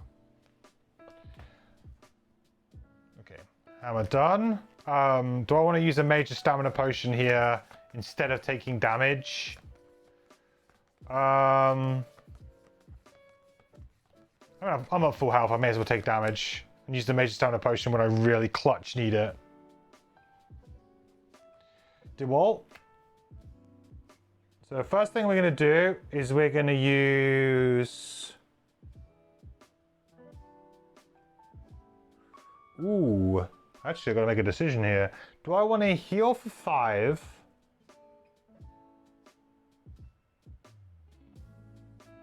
Yeah, I want to heal for 5.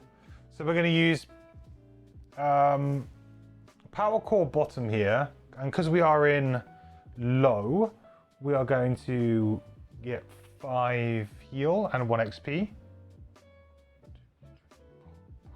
1 XP. That will move us up to regular because of this.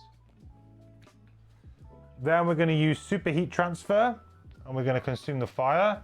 And we are now in just regular, right? So it's going to be an attack 1 with wound. I guess we'll chuck it on the big guy. He's got more health. Why not? Let's try hitting him. Oh, I didn't move though, so I could use my giant sword here. I mean, let's do it, right? I didn't move. Let's use giant sword. So we're going to attack for... I mean, it seems like a bit of a waste, but... you know, it's there to be used. And it's a... You know, it's a multiple use one. That's the thing. I've got to remember that this is... I can use this multiple times.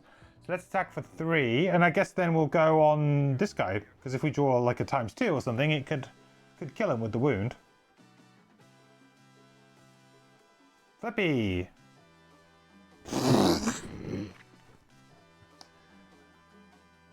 Alright, moving on.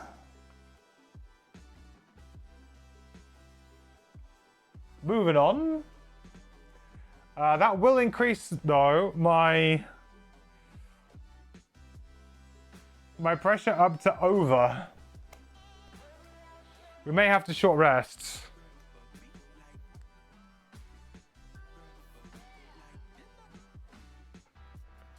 We may have to short rest.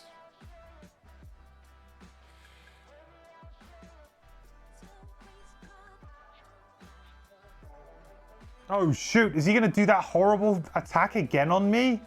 Oh, I shouldn't have played the earth, dude. I've done it now. Man. Brutal. Here come the times twos as well. +1, -1.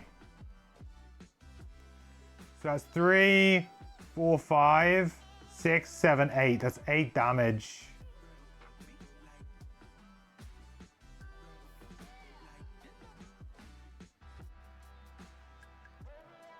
Oh, hang on. 6 damage.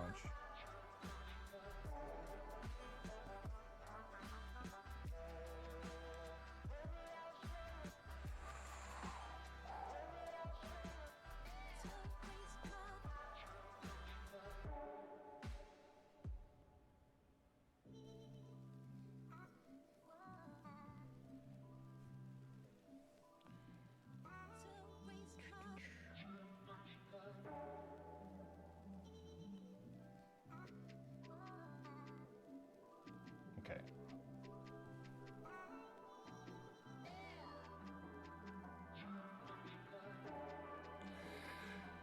I think Hammer's going to have to swoop in. No, I'm going to have to short rest, or I'm going to have to take some damage here, aren't I? So I'm going to take some damage to get a card back for sure. I can't get there. I'm going to have to short rest on Drill. Drill's having a rough time, actually, in this room. Just... Ancient Drill didn't really land very well, and then we just didn't really kind of get it going, did we? Really, we needed the Brittle in this room. The Bears, we probably could have dealt with. We needed to flip the rooms. We weren't to know, but we should have probably flipped the rooms.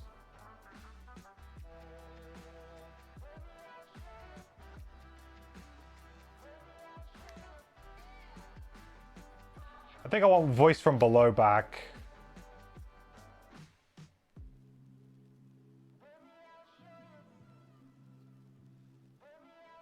Get my XP going, though. Now, in terms of short rests, I think I have to, man. I mean, I can't long rest here, can I? In good faith, on 7 health, like just bearing down these guys with no charges. No, I don't think so. The other chest is another blueprint. I would probably expect so, yeah.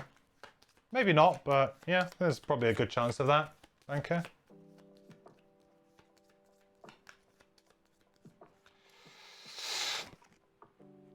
Oh, B-Max. I mean, to be honest, it was underwhelming, actually. And if we're going to go single target, I think it's okay. Could be worse. Okay, now I've got the ability to push one of these guys into that trap. That could be, you know, the difference maker here. I am also in over, right? I am in over. I've got a big old ancient drill here.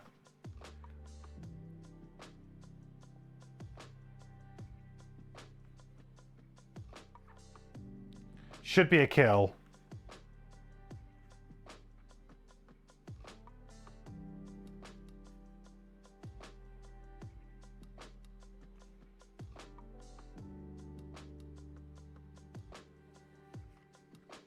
Then if I'm orange, I could make, and then I could make ice.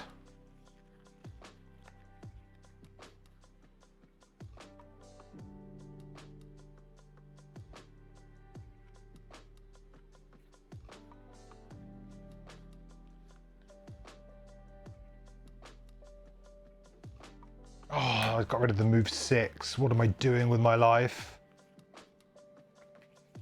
And I got rid of move 4. There's nothing I can do there. Oh, I really screwed. I screwed the pooch. I got no big moves in my hand. What am I doing?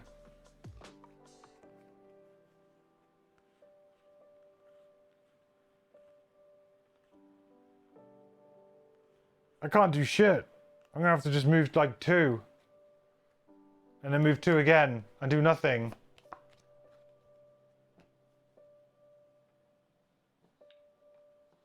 Alright, maybe I should have swapped my card there and not taken that and taken the 4, but I don't think it would have made that much difference. I can't get there still. I made a dumb burn decision earlier on.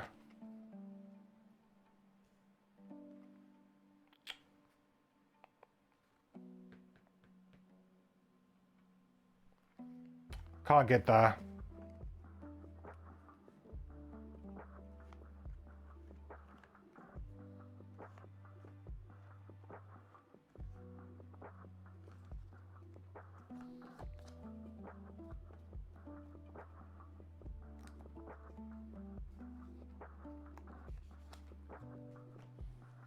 Ancient drill plus what?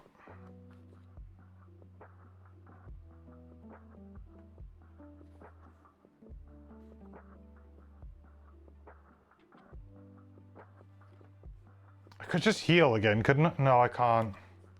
I need the early initiative. God damn. I could just go for the push, which is like a pretty safe play. It kills something, it's pretty safe, and then I'll be fine then. Or I mean, but if I go for the ancient drill now, and then we try and open the door with Fist, and Fist just needs to go in and like dominate the next room on their own, which is possible, but maybe a little bit unlikely now with what I have. I have a combo, but it's just not. It's not the best. Walk drill back and let the crabs come to you. That's an option, but I really want to get the chest. I feel like I've got a good opportunity to still get the chest and pick up loot. Like, I feel like if with drill, I just need to weather a couple of turns, and then I just got to hope that I can basically do the last room on my own, or mostly on my own. Right, let's just make a decision. We'll go for it, and we'll just see how we do. If we decide that it's not possible, then maybe we walk it back.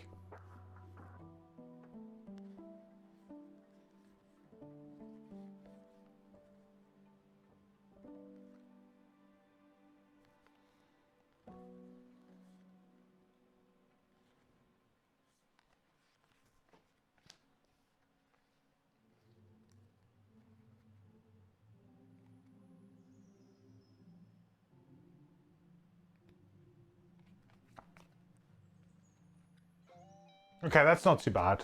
That we can deal with. Okay, so first up we're going to use Ancient Drill then. So we are in over. So we're going to do attack 3, 5 with PS3.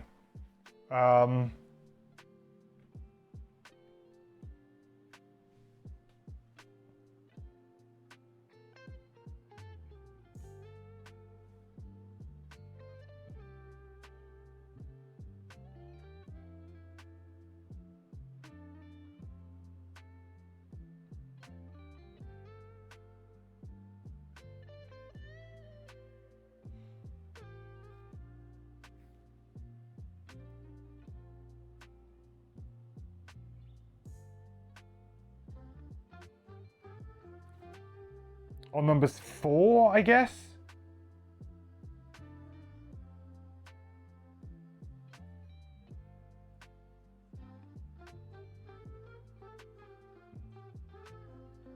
No, number 5. Screw it.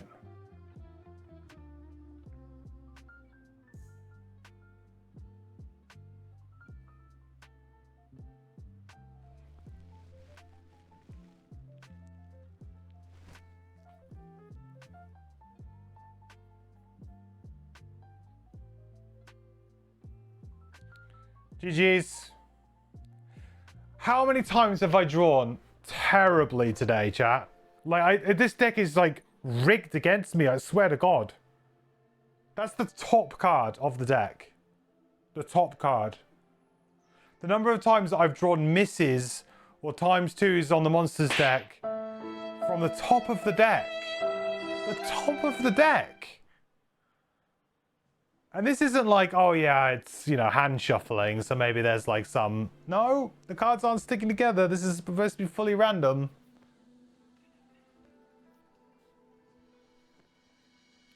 GG's.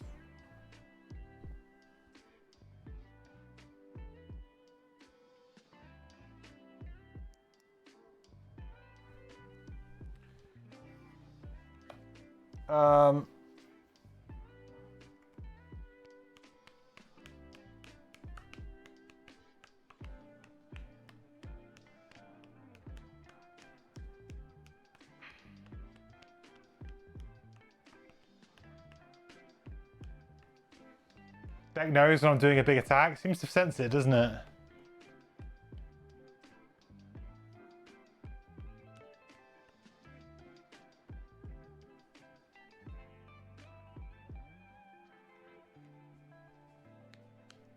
Got to do it now.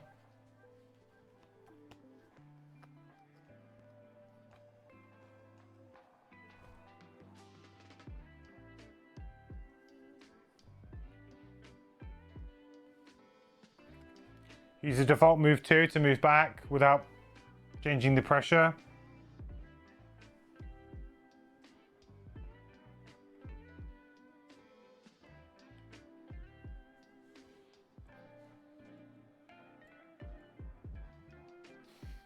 This is where they draw perfectly, right? 2 damage. Get the poison up. It's all good. Your boy comes in with the +2 now.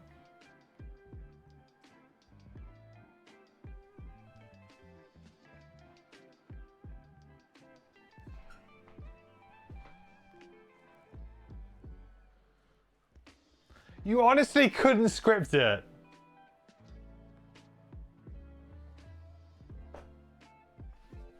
That's dead, so I have to burn a card. That's unbelievable. I have not had that bad a streak of luck on drawing cards in a long time. A long time. That couldn't have gone worse for me. Could not have gone worse.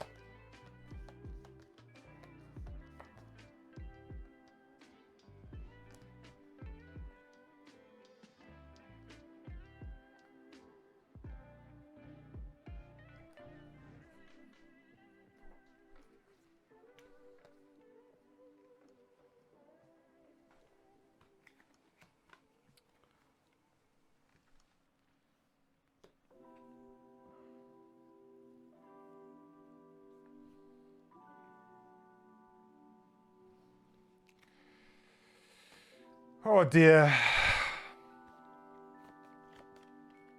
Very bad. Yep, very bad indeed. Well, I'm not opening that door now. I can at least attack them both with this, but God knows if it's any good or not.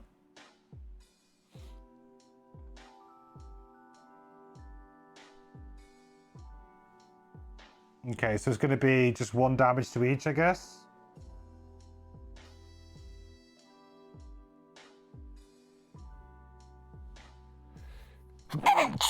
Excuse me.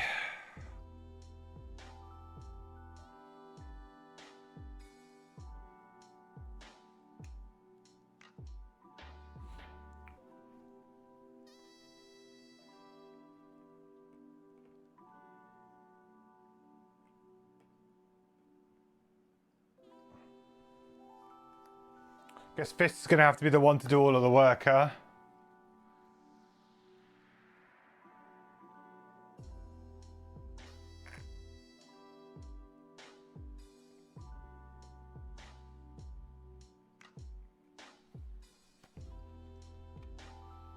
A little bit of extra movement towards the door next time. Take 2 damage and get back Frost Eruption.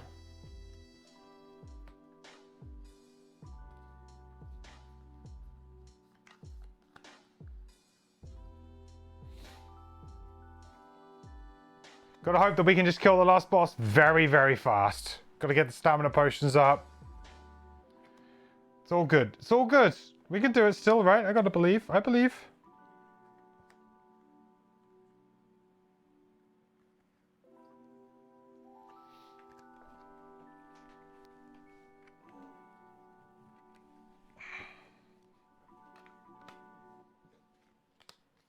Use the major stamina potion back to get the encased punch. I'm gonna need it.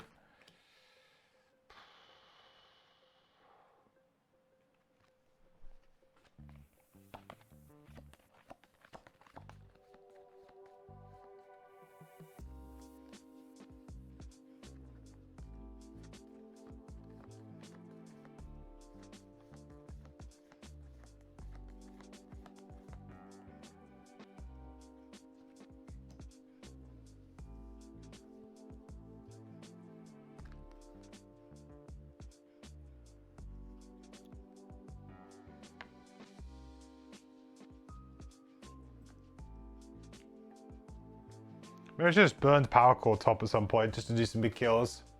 Have I unlocked enhancements yet? Yes. I haven't built the building, but I unlocked it through this retirement sequence. So I've unlocked the the ability to build the building, but I haven't built it yet. Which is why I'm searching for gold right now.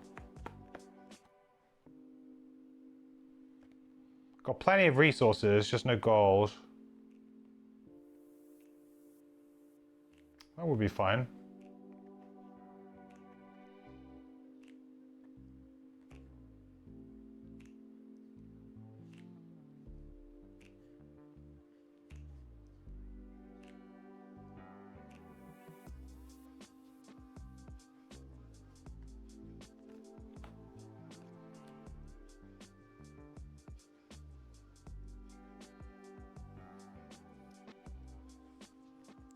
Feels really kind of risky, but whatever.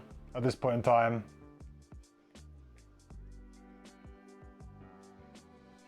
I'm going to move to create fire.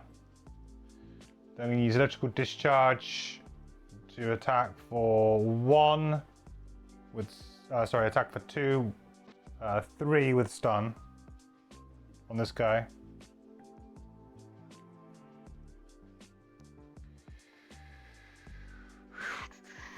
So it's 3 minus the 1 shield, 2 with the stun. Job is a good one. And then we go down to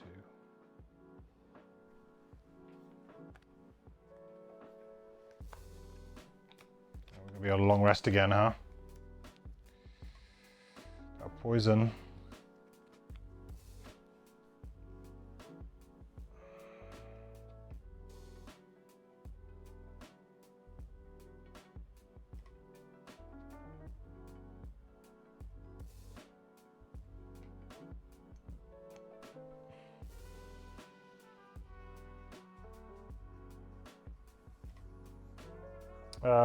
Okay, so we're going to move to there, and then we're going to use Frost Eruption.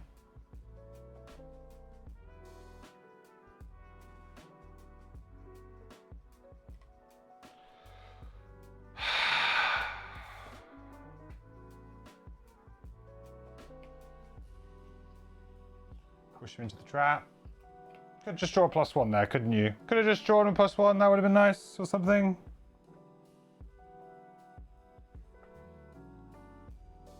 Pretty sure I lose my drill here. I've got 1 card in hand, so whatever. We'll get the loot. We'll do the best we can. That's all you can hope for at this point in time, really.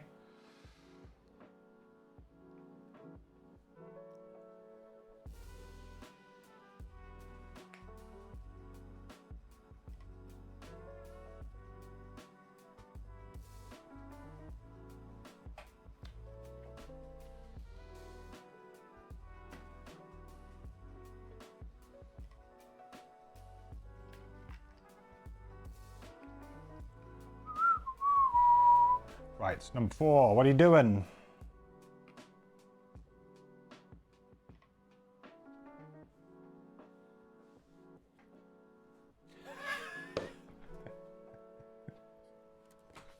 First card from the deck again. Can we all acknowledge how actually broken this must be?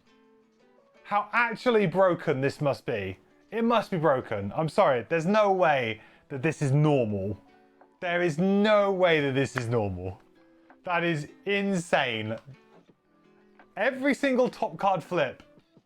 ×2. It's like the 3rd time when Zaris draw for the top. I know. We have not gotten, I think, more than maybe a quarter through the monster attack deck. This entire time. That is bonkers, dude.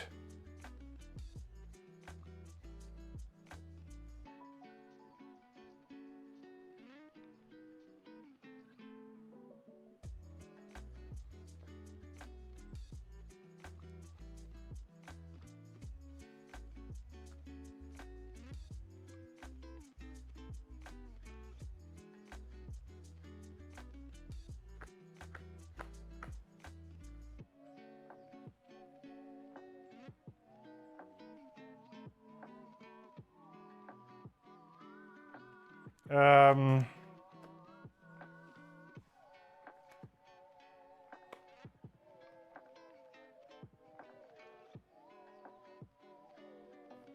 Oh, I should have been smart here, shouldn't I? I should have put that there.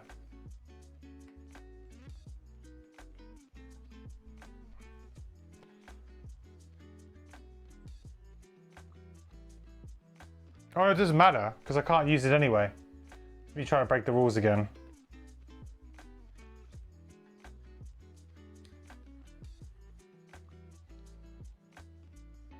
Yeah, what did I play last round? No, I did play that last round. I can do that.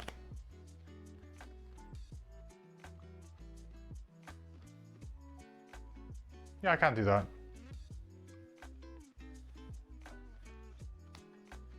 Yeah, I can do that. That's fine. Like that move, didn't I? But I feel like I need an edge. I need an edge.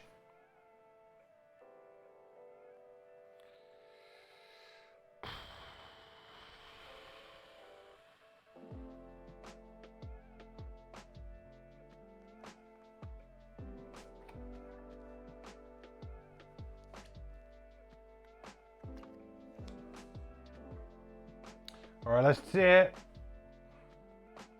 4 damage. Attack 4.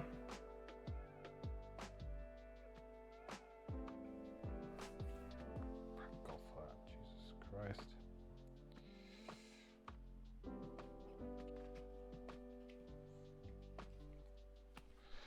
Right, it's gonna be a mad dash to the end now, huh? We wondered if the crab would slip through the ice then. Oh, you're right. Yeah, I couldn't have done that in that sequence then, could I? You're right, because the crab would have slid to here or here. It would have prevented the target too, actually, funnily enough.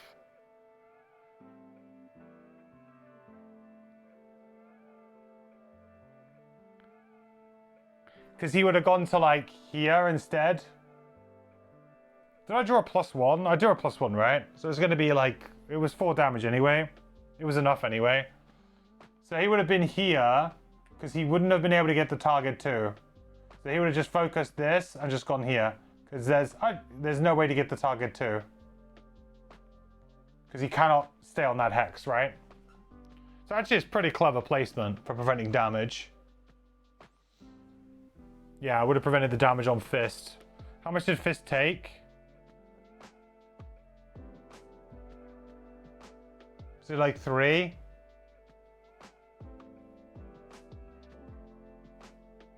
Something like that, wasn't it? 3, I think. And then we would have double stacked loot. Well, I wouldn't have double stacked loot. Well, I could have double stacked loot, I guess. I would have just gone like 1, 2. Hit him, sure.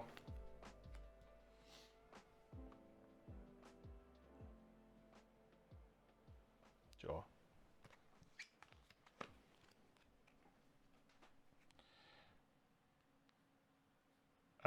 Okay.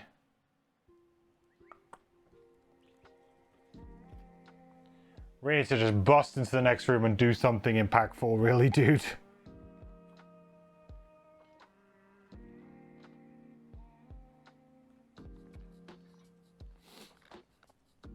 I'm in low, right? I think I want to stay in low right now.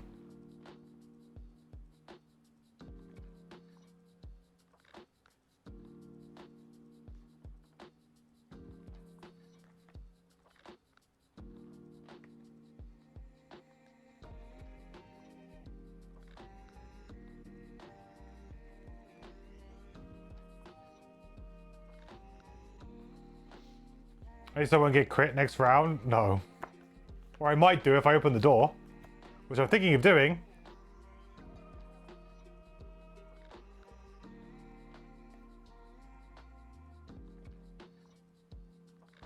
Because I'm thinking I might need to, like,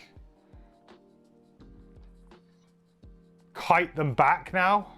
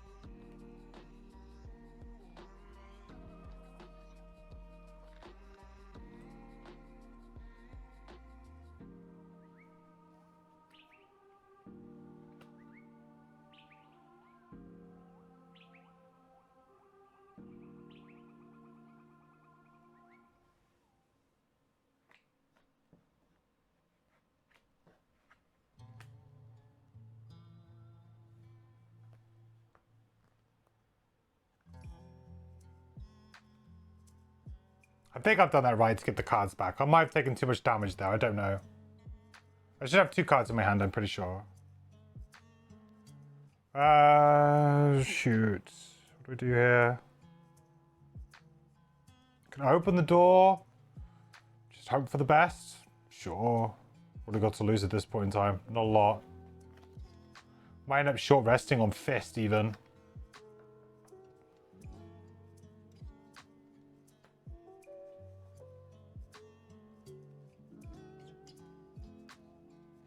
Or I could not take the damage and short rest and then... Yeah, I could do it that way, couldn't I?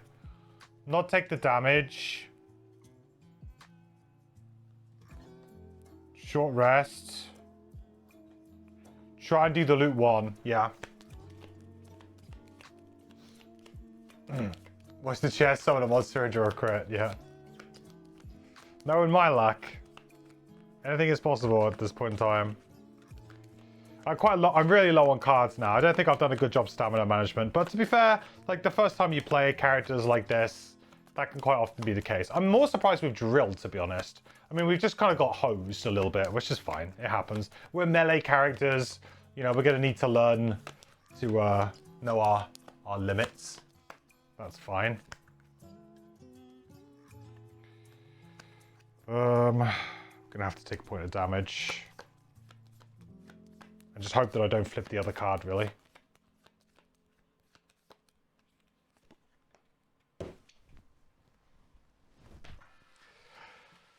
Of course I hit it. Of course I hit it. Because I hit it every single time.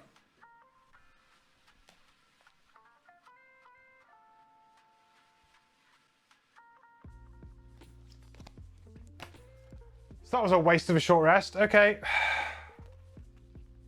On we go. Jesus Christ.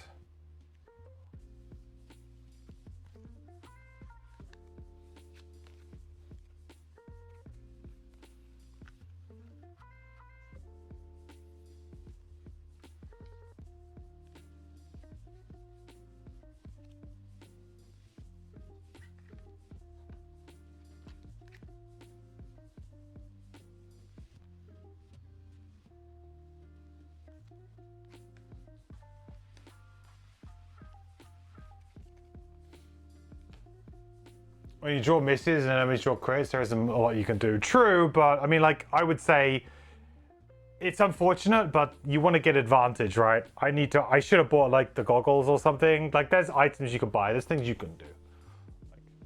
That's why I like this game in general. I love the system so much because, generally speaking, there is going to be some way you can negate that, you know, hedge that bet, prevent it from causing you the entire scenario, but...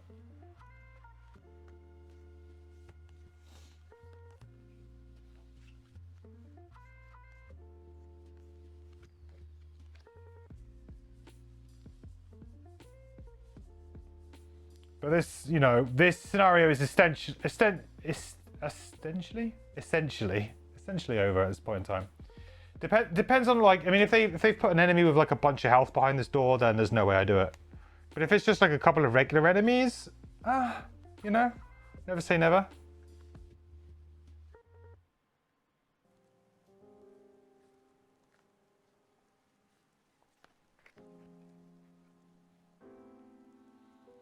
But I'll tell you what, these chests aren't getting looted though.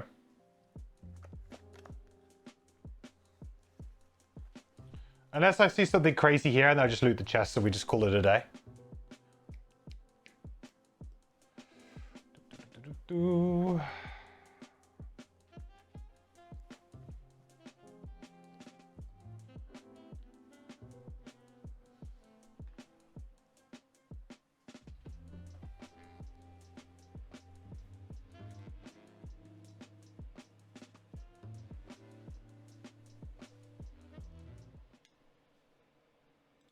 After searching the cages and not finding your quarry, you move deeper into the facility. You enter some sort of laboratory and find both of the brothers. They are tied down in the center of the room, a circular machine of flames and blades spinning between them. I see you have found my latest experiment. Humans. They have proved to be the most valuable of all my subjects. Not so willful. The two young men see you and cry out for help, while also trying to fight off the spinning death robot. Jesus, this is not a nice, oh, and this isn't a nice room. Not some nice vibes.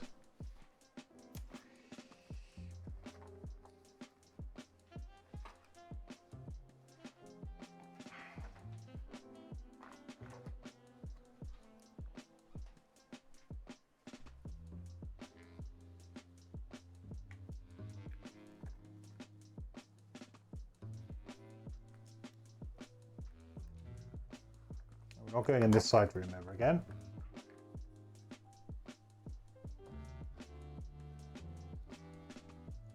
Maybe we can do the old rotate.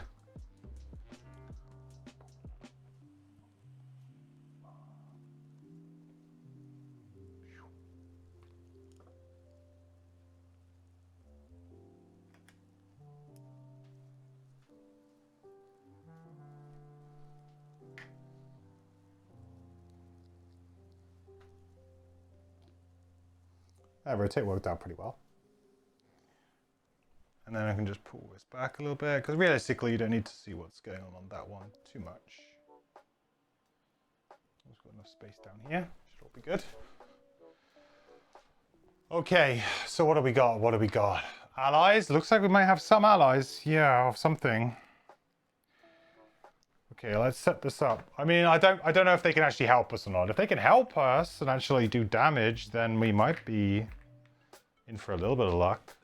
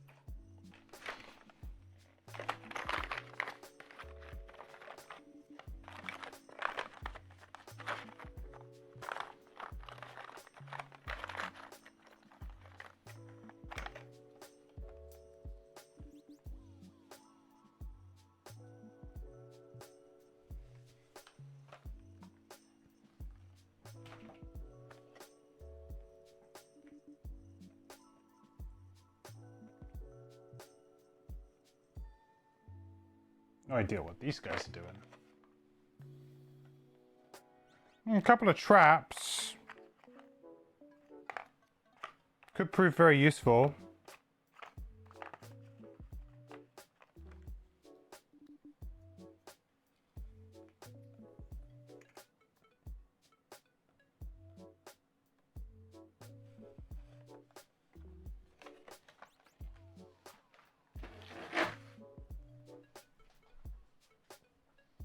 What do we got? We got a guard.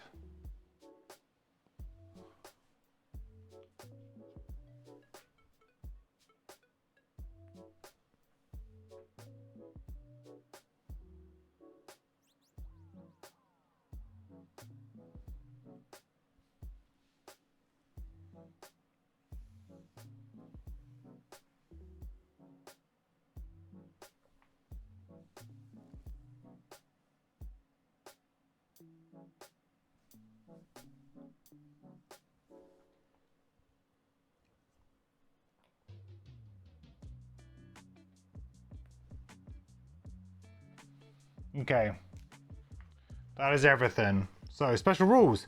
The Flaming Blade Spinner cannot perform move abilities and is immune to forced movement. A and B represent the brothers.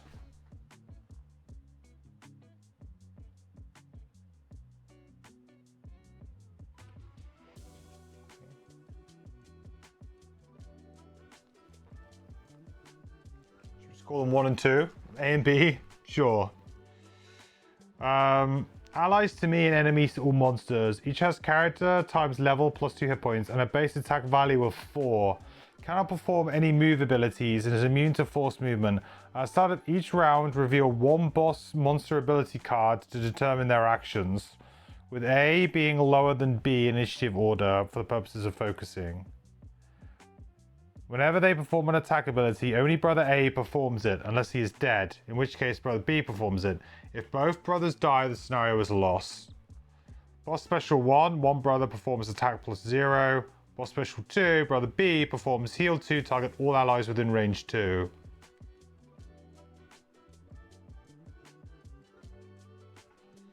So you have 8 hit points. They're going to keep wailing on this. They can't move. And they're going to keep wailing on this thing with Retaliate 3. Well, that ain't good.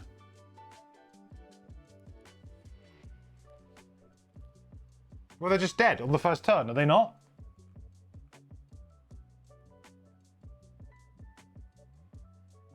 What?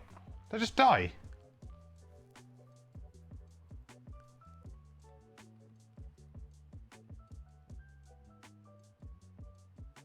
The scenario's just pretty much over on the first turn. What? Did Marcel design the scenario?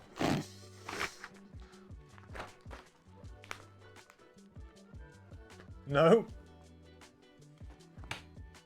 Okay. Interesting. Only one of them attack. Yeah, but they still can get attacked by this thing that's got multi-target, right? So I think that was all of my move, right? I was here. 1, 2, 3, 4. Sorry, where was I? I couldn't have been there.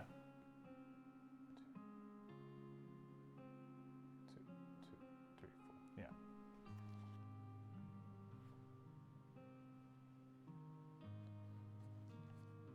Yeah. So I'm just going to shield up for 1, right?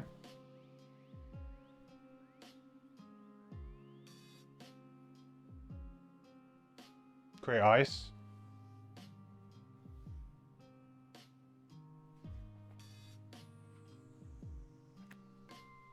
That's crazy, dude.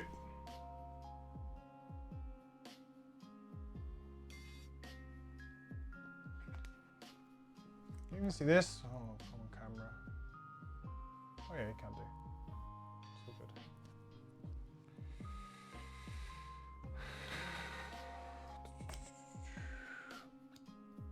I'm not quite sure how we're supposed to not lose within the like 2 turns. I guess we're supposed to be closer than we are. I guess it's kind of my bad. I'm not very close, so you know, kind of set myself up to fail, really. But we had to open the door. We had no choice. I don't feel like this is a particularly hard scenario. I just, you know, learning new characters didn't play particularly well. All contributing factors, I think.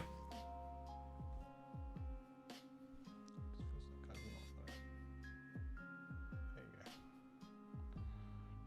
Just try and make it a little bit more central for you guys.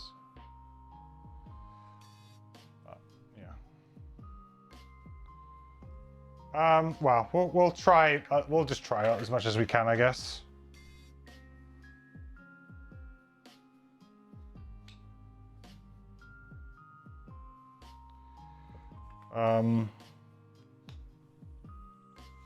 I mean, do I just call it there and just loot? Quite honestly, because I don't think that we win this. Because if you think about it this way, they're going to do an attack 2, target 3. So they're going to do an attack 2 on both of the brothers. Let's say they draw their ×2, because they draw their ×2 every single time, right? That's going to be 4 damage. Then one of the brothers is going to hit them for 4. And is going to take 3 back and retaliate immediately.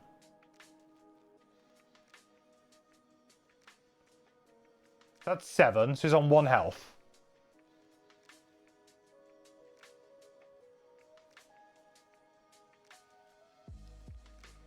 I just don't see how it's possible.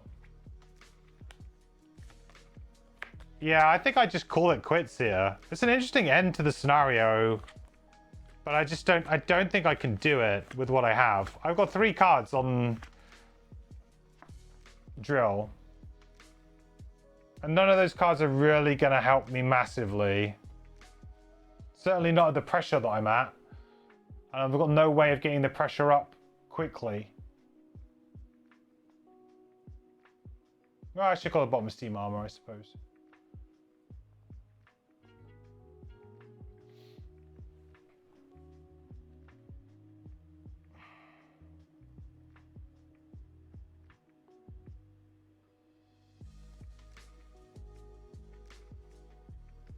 Because all it would take is for them to basically... They're going to kill him either this round or the next round. I would need to run in and kill... Yeah, I just don't physically have enough movement to prevent them from attacking. Yeah, it's over. It's over. I think it's over. So let's take 2 turns of looting on the fist. Right? Or do we have to return it all if we lose? We return it all if we lose, right? Anything but money? That kind of blows too. Do we keep items that we open though, right? Do we keep chests? We keep chests though, right?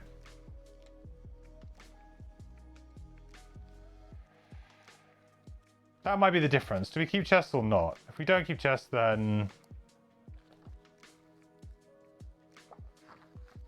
Meh.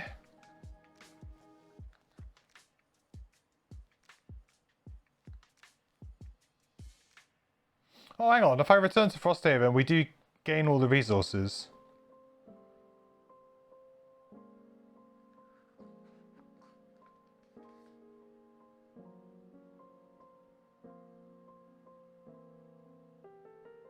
Yeah, I don't think I want to replay this scenario. There's no reason to, right? Unless it arcs onto something else. What is it? Number 87? Because we've seen the scenario.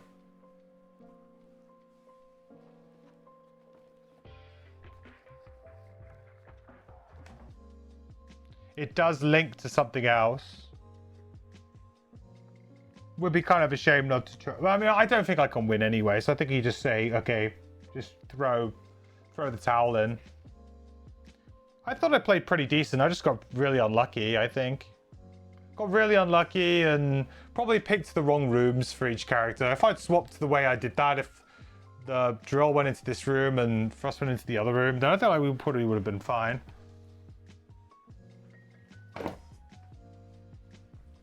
We're in the wrong kind of area, really.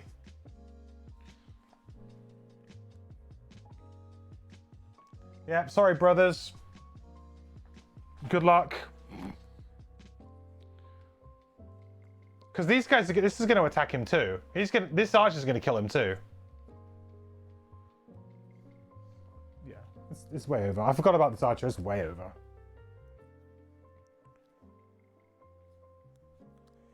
Give me loot. Money, money, money, money. Sure, let's let them do this. Let's see if we get the extra +1. -1.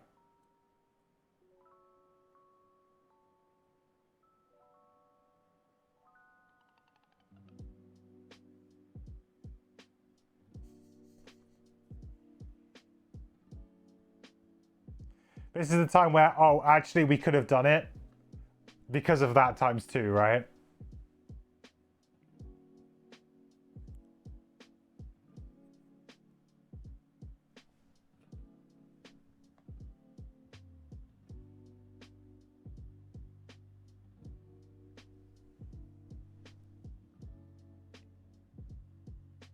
Oh, we have to have the shield this round, don't we?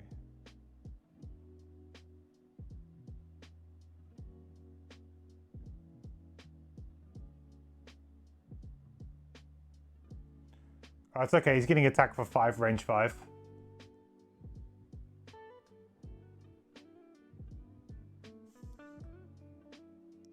It's enough. That kills him. Literally.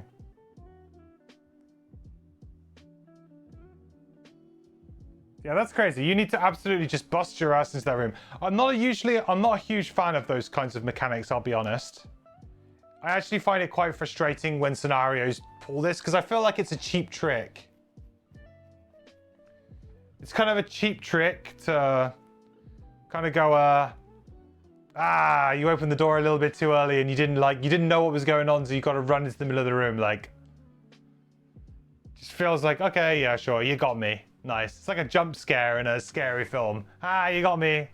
I didn't realize that I had to run, I had to open the door with 4 points of movement left so I could get into the right spot. You got me. Nice one. Like, that to me is just like I got you. Like, it's a cheap trick. It's a cheap trick in Gloomhaven and Frosthaven.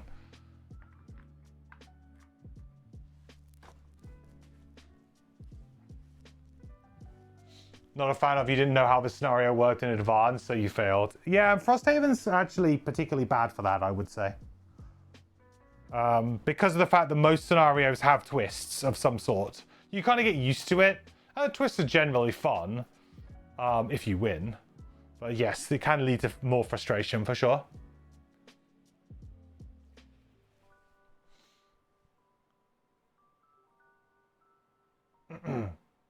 First scenario with the hearts and jaws of the lion is just automatic fail if you open the door without your whole team position in advance. Yeah, absolutely. And I feel like it's worse for bigger, longer scenarios and games like this. Like, here's my kind of concept of losing in a game like Gloomhaven or Frosthaven. I think ultimately you don't want players to be losing more than once in every 5 to 6 scenarios max.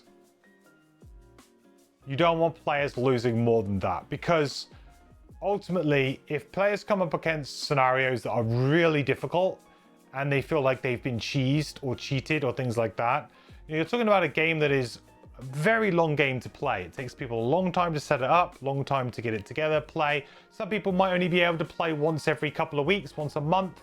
There could be long periods of time between sessions. You don't want to leave players with a sour taste in their mouth through losing. Now, I don't feel like, to be fair, this scenario is not that egregious. Like, there are plenty of other worse scenarios than this. This one's just and it was kind of, I was unlucky. If I hadn't got unlucky in that room and the way that panned out a little bit better, I probably would have stacked the door like I naturally normally do. So I was thin. So I was already stretched quite thin. I had to take a chance. I was like, I need to open the door, man, and I need to see what's going on, because I have no idea if I can even win at this point in time. So it's one of those. Like, if I hadn't had that bad luck and that bad fortune, which wasn't the scenario's fault at all, earlier on, then perhaps I wouldn't have been in this position. So, it's hard to say. But it is just a little bit frustrating sometimes when you kind of get got. The worst one from original Gloomhaven was the Demon Throne one, which was just ridiculous, because if you played the Demon Throne scenario for the first time without knowing how it worked, you were just basically, you just write it off. I should draw the next. I will draw the next round anyway, because the purpose is I'm just going to go in here and get this loot, and then it's going to be over. But yeah, I will draw the next round anyway.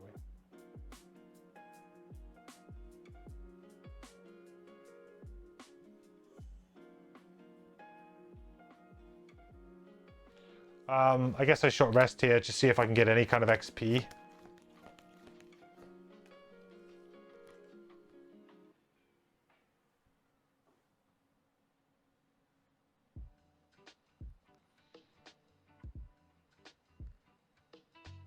No.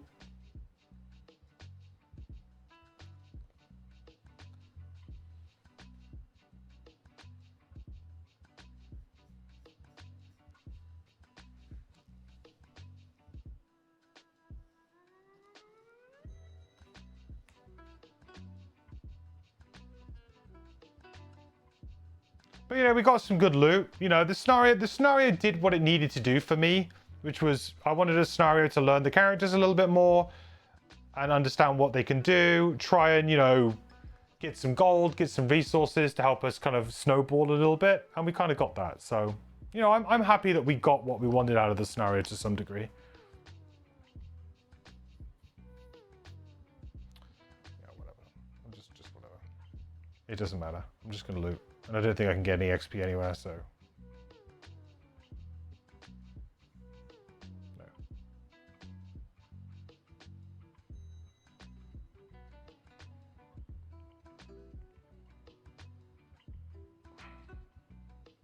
Well, you can't crit if he heals. I'm going to have to skip the outpost phase today too. I just realized the time. It's 1:30 in the morning and I have work in the morning and I have to get up a little bit earlier because I have to help someone, one of my colleagues needs a lift in tomorrow.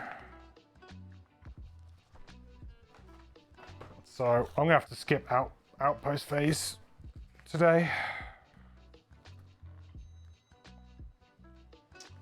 Shoot. I don't know what that was. 7.2.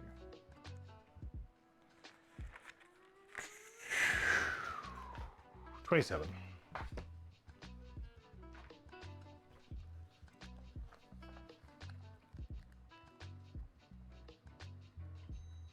Could have another go at this one, I suppose. Not against that.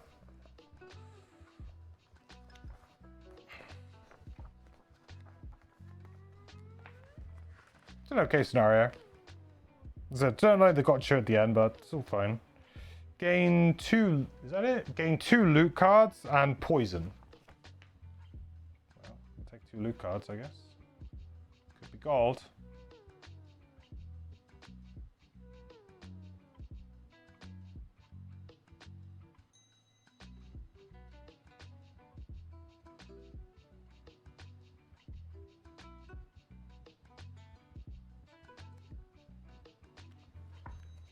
I always feel like the chests that are like gain 2 loot cards or whatever, or just gain some loot cards, feel like a bit of a cop out as well. Gain some loot cards. Oh, okay, fine. All right, that will be that then. I feel like we'll call that a failure. Which is a shame because we would have got a tick for the battle goal as well, so that's a little bit of a shame. But, you know, 9 XP, 8 XP, not too bad for a first attempt, I would say. Could do better, I think. But I think I did a good job of managing the Frozen Fist stamina. Like, even now, like, we've only got a few cards, but I maybe could have done with using my stamina potion a bit earlier. I think that was a lesson. Like, I generally tend to hold on to stamina potions until I feel like, oh, I can use it at the perfect time. Which is really stupid because I preach against that in my videos, but I don't know why. I just end up doing it or I forget it's there. So I think I need to make sure that I use that earlier. I need to maybe change some of my cards a little bit because I felt like I kind of didn't have enough attacks that felt meaningful and useful at times. So I think we maybe need to change our cards a little bit, just to maybe 1 or 2, just to, you know, kind of mix it up, something a little bit more attacky. I actually felt like my card selection was pretty good on the drill. I felt at all times I was doing some good things with it. It gets really apparent that how you can lock yourself out of the game by burning cards, right? Because I was burning cards to damage and I was long resting a lot, I was getting rid of those cards that were raising pressure up and down reliably. So that really just screwed me. It kind of locked me out of the game where I couldn't progress. So that's something to maybe consider. But no, apart from that, like, both the characters seem really fun. Rockroot isn't a sign, should have been.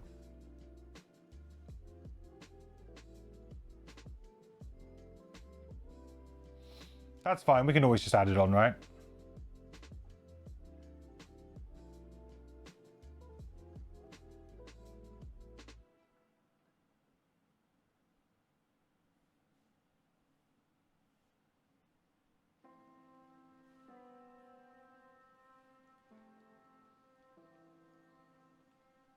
Cool.